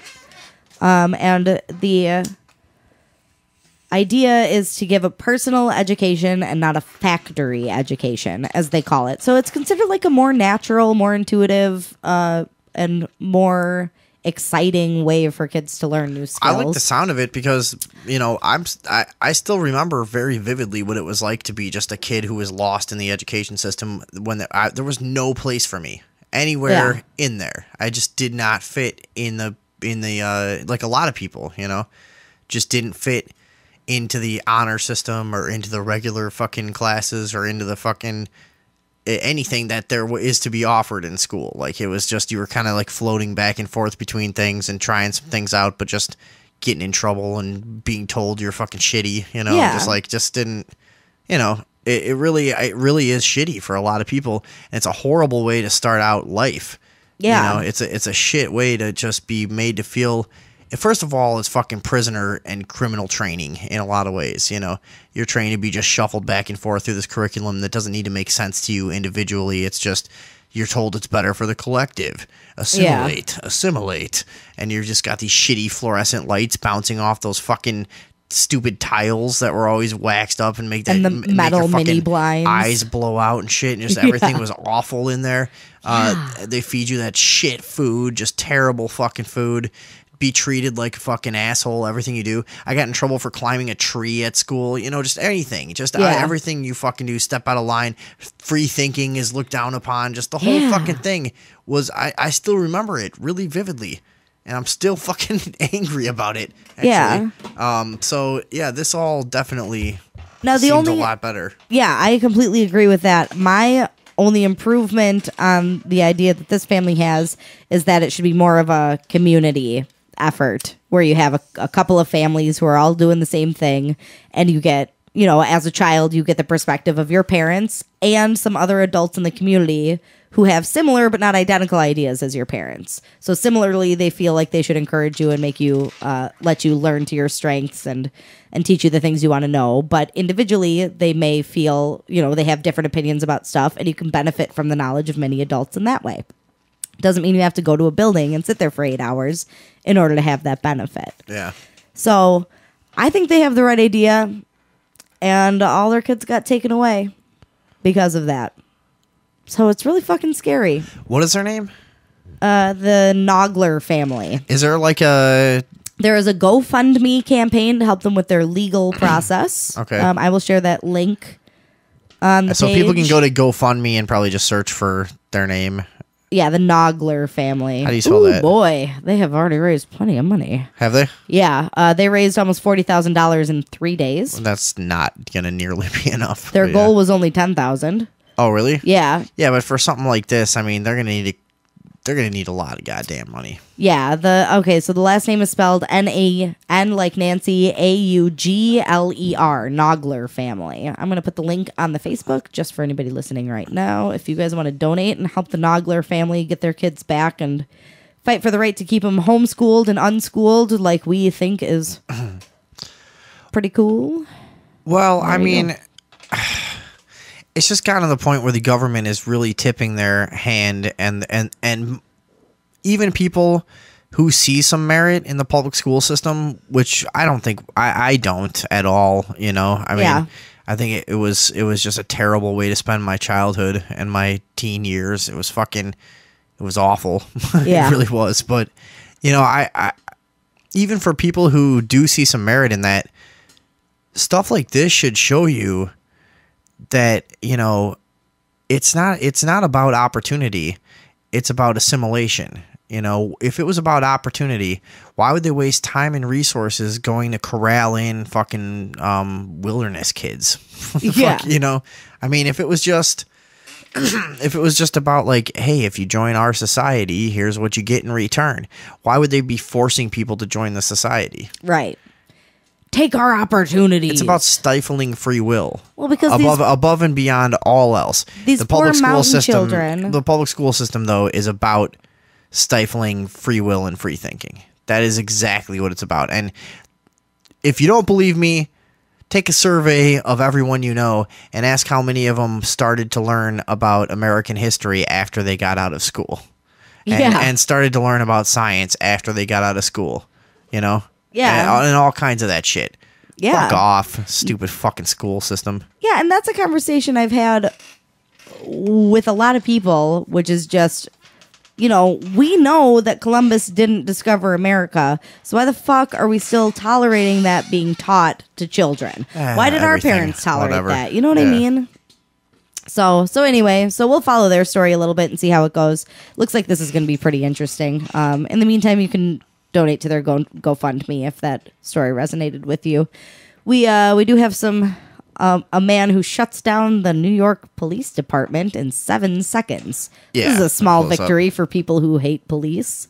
As a lot of people know, NYPD participates in stop and frisks, where they just stop you and search you on the street for no reason. And so this is a 7-second video. Yeah. Let's play it. Hold on, I'm getting ready, All right. but this guy basically just says, yeah, go fuck yourself. Pretty much, yeah. So let's see. This is how you should handle police. Like I've told, what did I give that fucking 15-minute fucking speech the other day on? Treat a cop like a fucking gangster. Yeah. If he wants to check you, yeah, fuck you, you fucking bitch, and you're gonna get a lot further. Yeah. You really are. Puff out your Take chest. my advice. Don't go the subservient route. Yeah. I guess if you are subservient, then that's what you are. Don't try to be something you're not. But if you can do it, fucking go back at them because they'll have respect for you. That's the only way. They're fucking animals. Yeah. They're fucking animals. Every real criminal knows this. Ask anybody you know who's actually been to jail a bunch of times. You treat a cop like this. I haven't even watched this video, but I'm guessing this is the results that I'm talking about. Hold on. So, what you got in the bag? None of your fucking business. That's what I got in the bag. All right. Honor your oath, scumbag. See what he said? None of your fucking business. That's what I got in my fucking bag. The cop said, all right, and turned around and walked away. And the man then says, honor your oath, scumbag. If you said, well, why? I don't need to show you what's in my bag. He would have walked straight at you like a predator because you acted like prey, and he would walk straight at you. How many videos have you seen of like, oh, come here. What? Show it to me. Come here. You got something to hide? You got something to hide? You're acting real fun. You know. You say, fuck you, you fucking piece of shit. Get the fuck out of my fucking face. All right, fine. All right. I'm telling you, that's how you treat a fucking cop. And that's how you get respect from a fucking a stupid piece of shit cop. Yeah. And a particularly notorious thuggish police as well. Oh, they're all the same. Who gives a shit? Well, I just feel like there are so many stories out of New York. The myth of the good cop. No, it's gone. Suck my weenster. There's no good cops. So I really like that video. Mount Vernon cops release a video of them killing a peaceful man in April. I gotta pull this up on the net, but you want to set this up for people? This one's kind of fucked up. This guy was in the Mount Vernon Police Department. This is in Knox County in Ohio. Hold on. I am going to have to get onto the net for this. Let me just... There we go. All right. We should really upgrade our almost system. Ready. Yeah, I know. We've got old phones, old internet here. All right, go ahead. I'm sorry. I'm eating an apple. So he's booked into the police department. His belongings were logged. And in the video, he's seen to be led down the hall to be taken to a holding cell. Now, at this point, he apparently makes kind of a derogatory hand gesture towards a female jailer and then points at another police officer, perhaps intending that they were going to do it later. Dude, I've always thought about that. If I was in prison, I would be so fucking sick and disgusting to the female guards. Yeah. Dude, I would be like that fucking dude that like whips cum onto Clarice's face in Silence of the Lambs. Mm-hmm. I'd just be doing that constantly. I'd be shitting in my hands and fucking holding it in my mouth all discreetly so that when they let me out of I've thought about that before too. They always check you for your like fucking your hands and your shit and everything, make sure you don't have shit. But if you just shit, fucking put it in your mouth and hold it there for like 15 minutes and just get it all soupy and then get out of there and spit in some fucking broad's face. Also, at the same time, you'll probably be puking. I would by that point, holding water shit in my face for 15 minutes. Listen, it'll be great. I've got a lot of plans for when I'm in prison. No, I have thought about that. They always act like that's the oh my god, the sicko. He just harasses the female guard. Like, well, like what if that guy's not actually that bad of a guy? And he's in prison for 25 years for some bullshit he did one night and some bad judgment. And he doesn't give a fuck anymore. And all he sees is this dumb fucking broad just saunter past who could never... And the thing is, you're being held in a cell. And the symbolism of her being your jailer is so absurd because she could never actually physically detain you in real fucking circumstances. You know what I mean? Like, and you're just like, fuck this fucking piece of shit little fucking... cunt. I'm gonna fucking throw my cum and shit at her every opportunity I fucking get. If I have a sore, I'm collecting the fucking pus in a bag in the slit of my match. Oh, I forgot. You're already nauseous. Huh? I should stop. Andrew was already almost gonna puke. I forgot. All right, we're okay. Pus bag in the mattress. Come on. Yeah, it's pretty terrible. And then I'll bite it open and squeeze it on you. Oh, God. Old fermented pus. Holy fuck. Ugh. All right. Okay. So anyway, David Levy Dareman, who is the man being arrested, was being charged with drunk and disorderly. This was on April 21st. Jesus Christ, I can't stop thinking about day old pus. Pus wine. It's a bunch of pus and oranges under your prison mattress.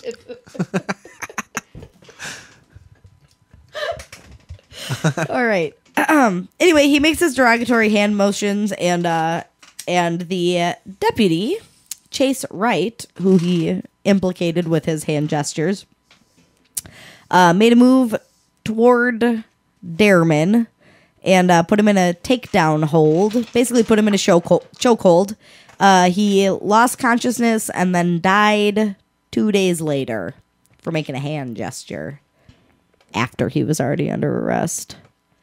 Were you checking this video out? Did you post it for people? Yeah. All right, we'll pull this up. This is surveillance footage. Oh, it's 13 minutes. What the fuck? Where does it happen? I didn't watch it because I don't like to watch those things. Really? Yeah. All right, we'll just post it for other people. I did describe it pretty well for everybody, though. Yeah, fuck it. So he was. I mean, finish up anyways. Yeah, he wasn't attacking anybody or anything, and they just moidalized him. So that's and that happened a month ago, and they only just finally released the footage of it happening after people saying you have to release it, you have to release it, you have to release it. All right, yeah, more, guys just doing their jobs. Yeah, they're good guys. They're we need them. Yeah. We need them out there. They're really protecting all of us. You know, all those times when you've seen actual violence happen around you, how cops just swooped in and saved everyone? Yeah. It wasn't one of your friends that broke it up. It wasn't fucking, it didn't just turn into a bloody mess in the street in front of you. I mean, I don't know. I've seen a lot of fucking violence go down. I've never seen anybody be protected by a cop, ever. Have you? No, absolutely not. Not at all. I know it does, and I'm not saying it never happens. It does. I've never seen it. It does happen, but it's not the main thing they do.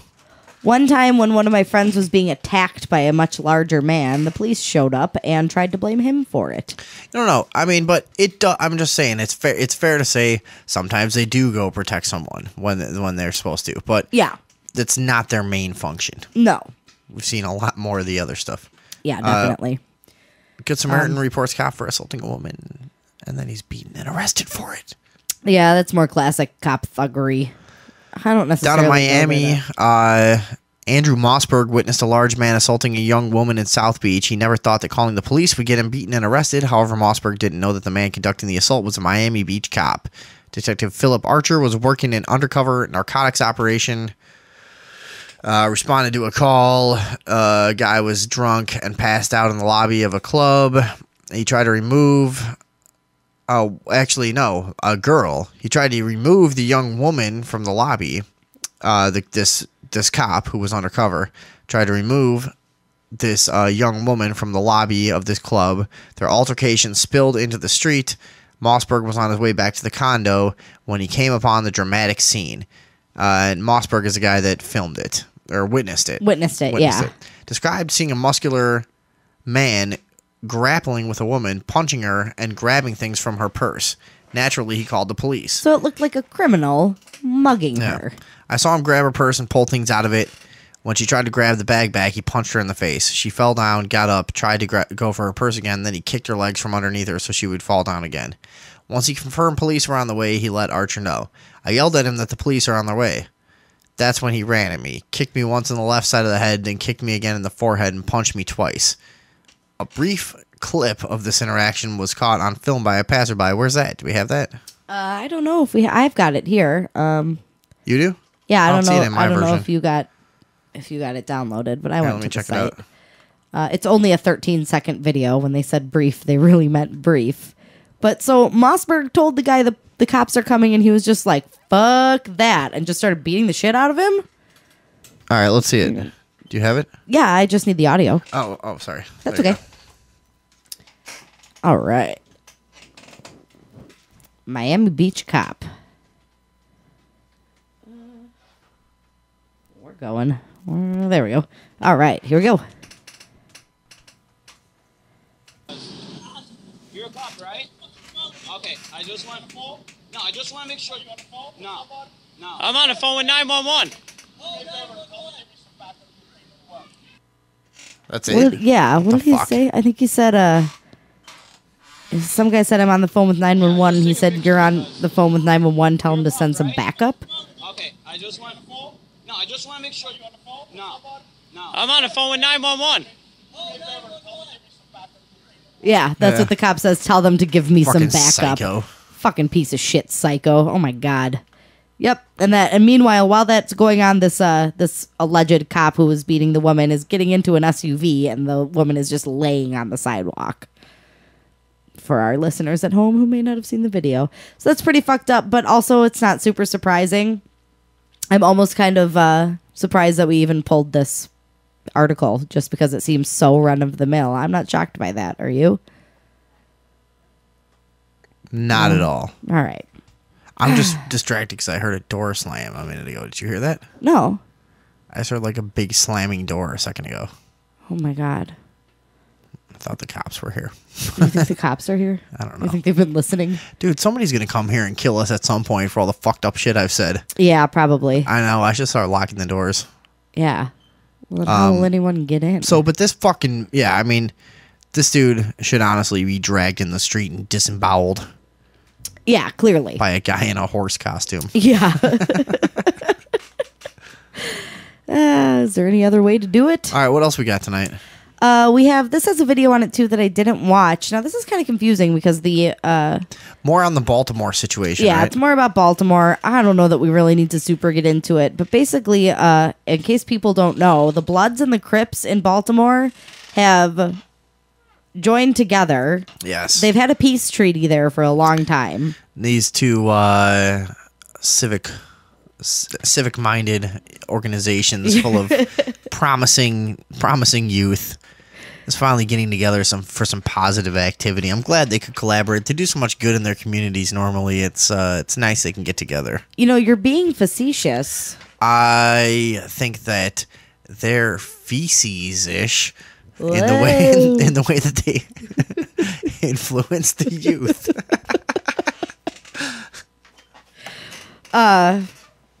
They've formed a peace treaty. I'm actually looking at a picture of men in blue bandanas and men in red bandanas joined arms.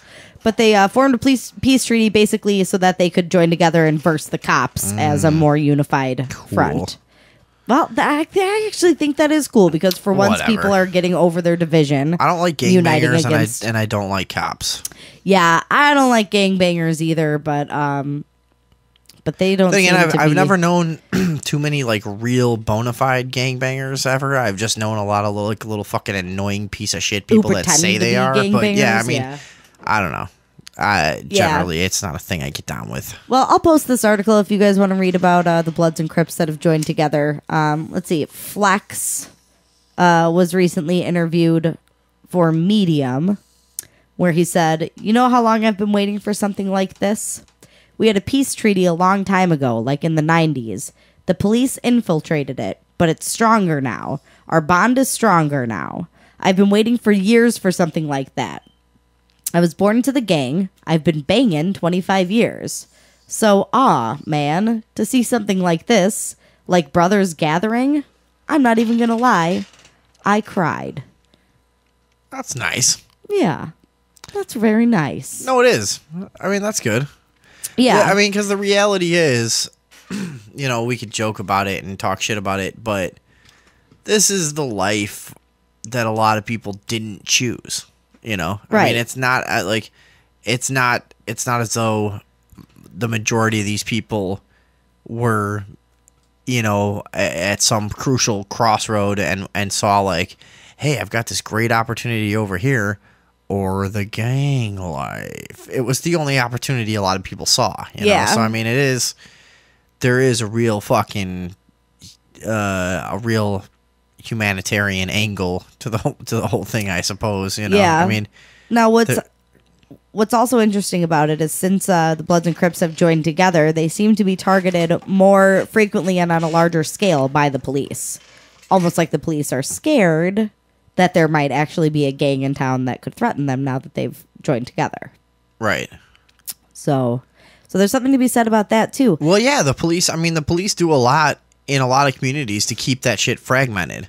Mm-hmm. You know, they promote gang fighting in a lot of ways, you know. Yeah. There's been all kinds of evidence of that forever. I mean, going back to that was going on with European gangs way back in the 20s and shit, you know. Yeah. I mean, the police and law enforcement were infiltrating things and keeping things running how they needed it to run and stuff. I mean, it's always been their business to promote the violence back and forth to necessitate more police presence and more money and more toys for them, you know. Right. That's part of their fucking gig. And so that they look more like heroes and you guys need us here. Who's going to protect you from But it's this also gang? it's just part of their gig. It's just it just comes down from very high up that's part of their role. They need to keep promoting that.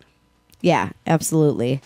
So, I don't know, it's still pretty fucking weird. I said gig to sound cooler than people who would say job.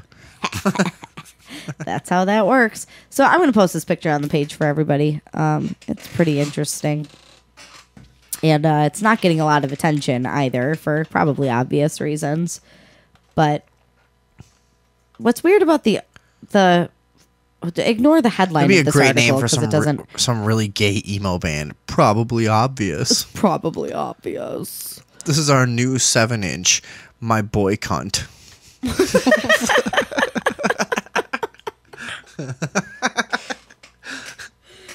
All right. Well, that's cop news.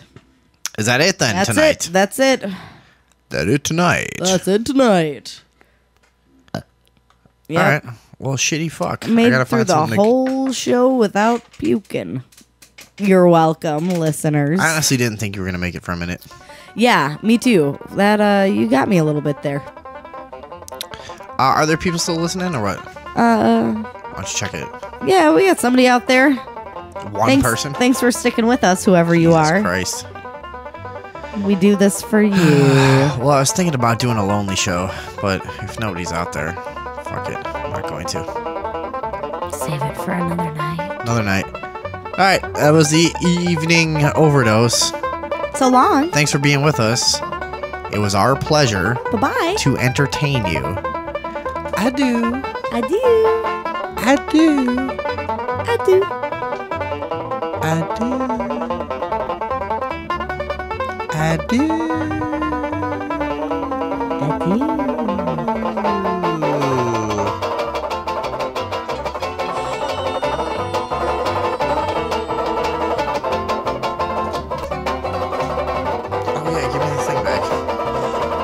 Yeah, the show's over. I'm just gonna fuck around now.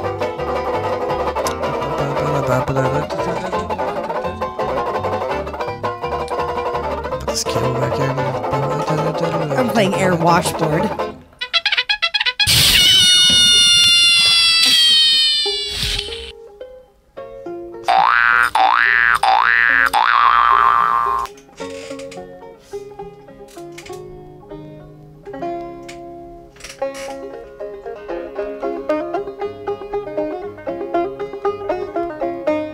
We have to exterminate white people off of the face of the planet to solve this problem.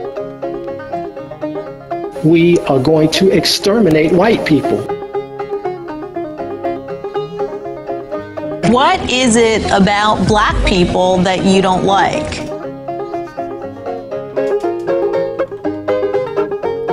And the problem on the planet is white people. Look, I'm sure Africa is a beautiful place, but the worst creatures come out of there. I'm just saying. You're like a minority yourself. We have to exterminate white people off of the face of the... That, you know, nigga this, nigga please, nigga, you know, can you lend a nigga a pencil? And the only nigga on the planet is the white man and the white woman. What is it about black people that you don't like? I don't like him because he's black. We are going to exterminate white people.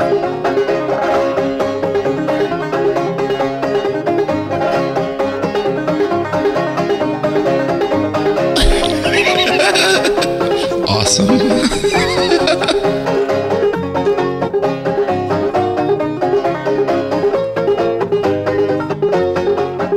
I don't give a fuck.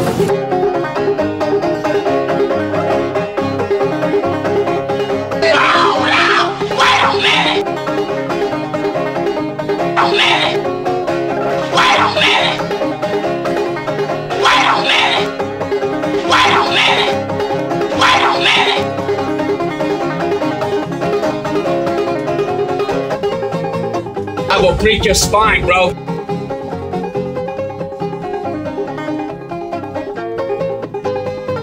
Do you think it's right? No, I sure don't. Neither does nobody. But it's the law. The fucking way! Look at me! Shut up! Shut the fuck up! Shut the fuck up! Shut your mouth! No one says something to you! Shut your fucking mouth! You shut your mouth! No! Shut up! Good night.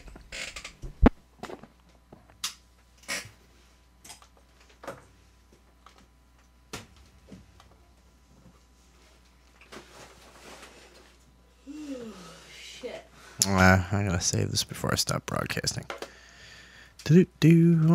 Title. What was the date when we started? 5:10. 5:10.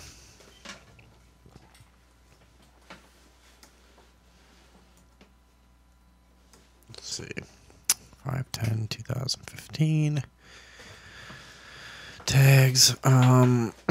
Talk. Race. Ghost. UFO. What else? Cops. What else? Star people? Huh? Star people? Star people.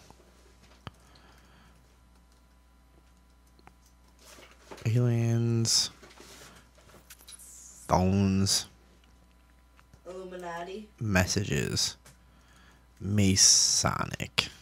Affluenza. Illuminati. Affluenza. What else? Suitcase boy. Inbreeding. Royalty. Royalty, what else?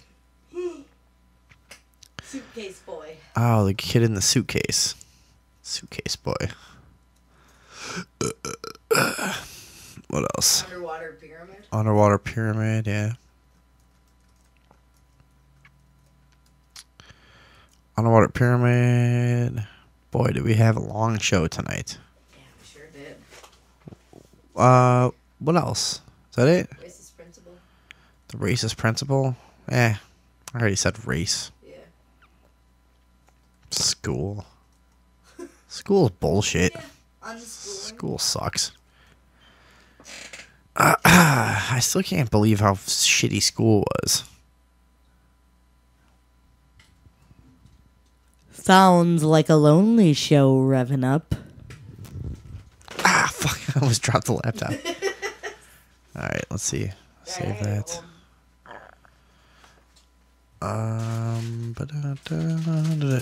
Sunday evening overdose and save. There we go.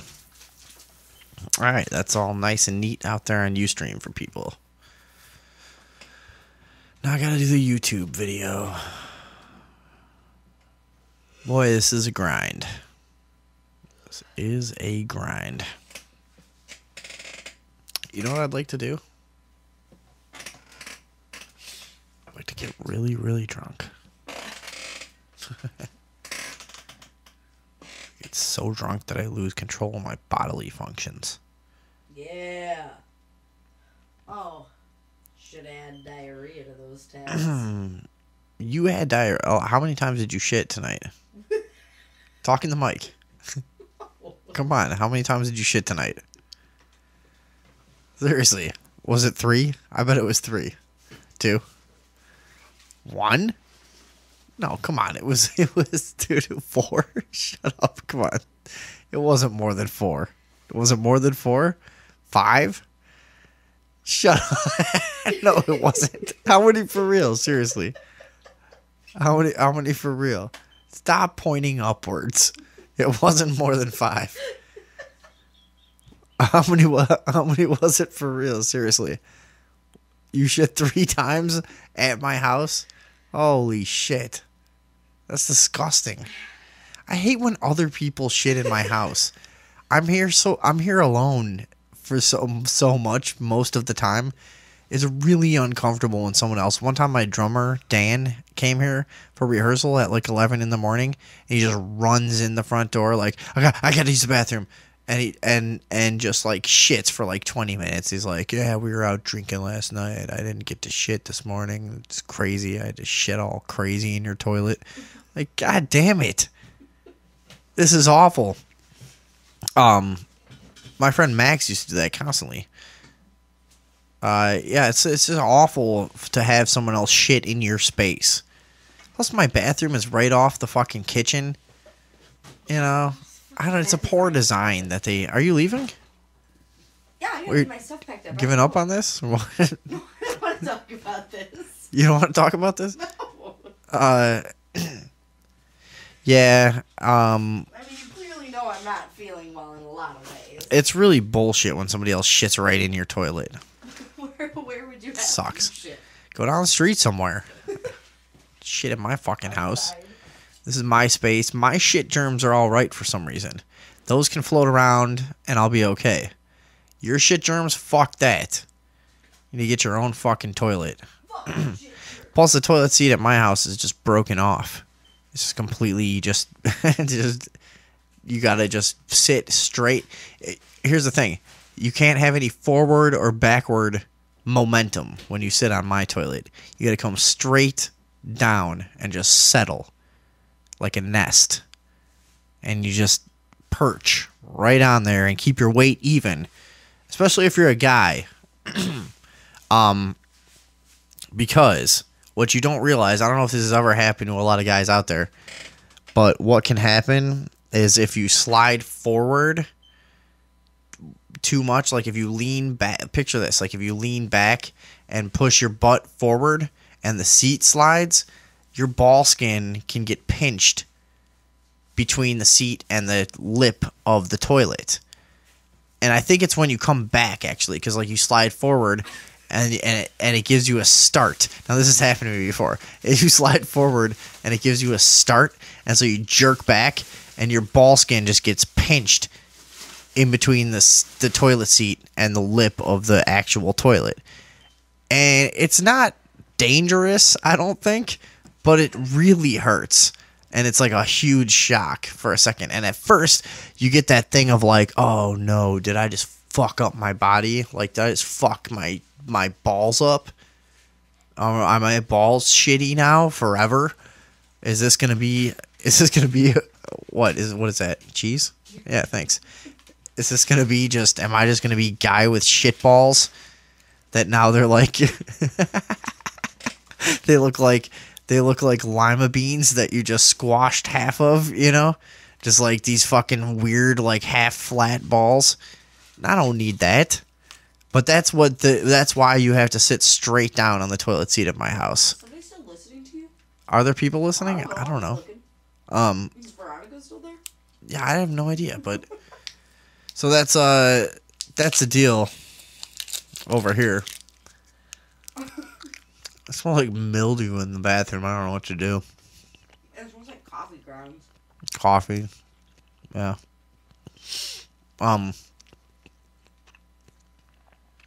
This cheese is alright. What's the deal with this cheese? What's this, Monterey Jack? Cheddar? Colby Jack. Colby Jack? It's good. I don't like a spicy cheese, really. This is okay. I don't like a cheese that's like I like my cheese to counteract the spice. I don't like a cheese that's giving me spice. I feel like I don't know. I feel like I can't trust anything anymore. Where are you going? Why are you leaving? I feel like I just can't trust anyone anymore when cheese is spicy. Alright. Well, this has been a pleasure. Don't you know what I mean, though? It's like you think you bite into it. It's supposed to be nice and soothing, creamy, melt in your mouth. All right, I'll see you later. I supposed to find my keys. Can't find your keys? No, I found them. Here they are.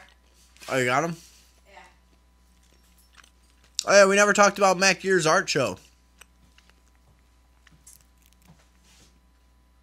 I'm not coming back to do it now. Jesus, good.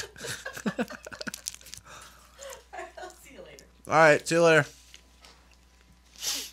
All right. Well, I guess that's it. I'm gonna go make this thing for YouTube, and y'all can suck my dick. Good night.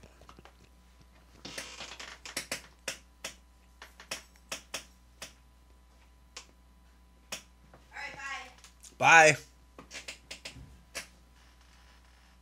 Where's Huck? Is he in there with you? Yeah, he's in here. Okay, it's just dark over here. I didn't want to bolt. What? It's just dark over here. I didn't want to not see him. All right, get out of my house.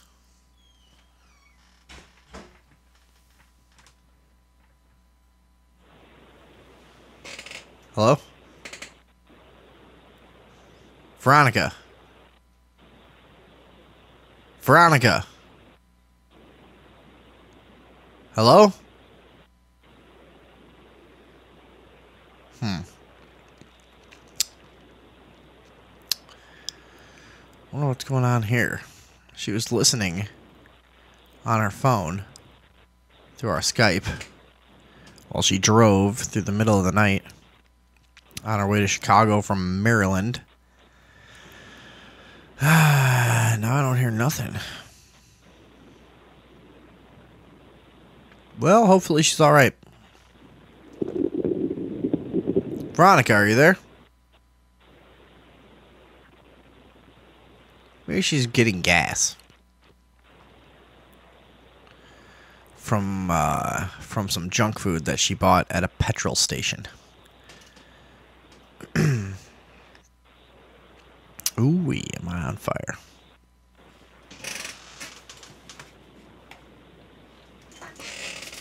Alright. Well, I guess she's not here. So, we're out of here. Fuck y'all.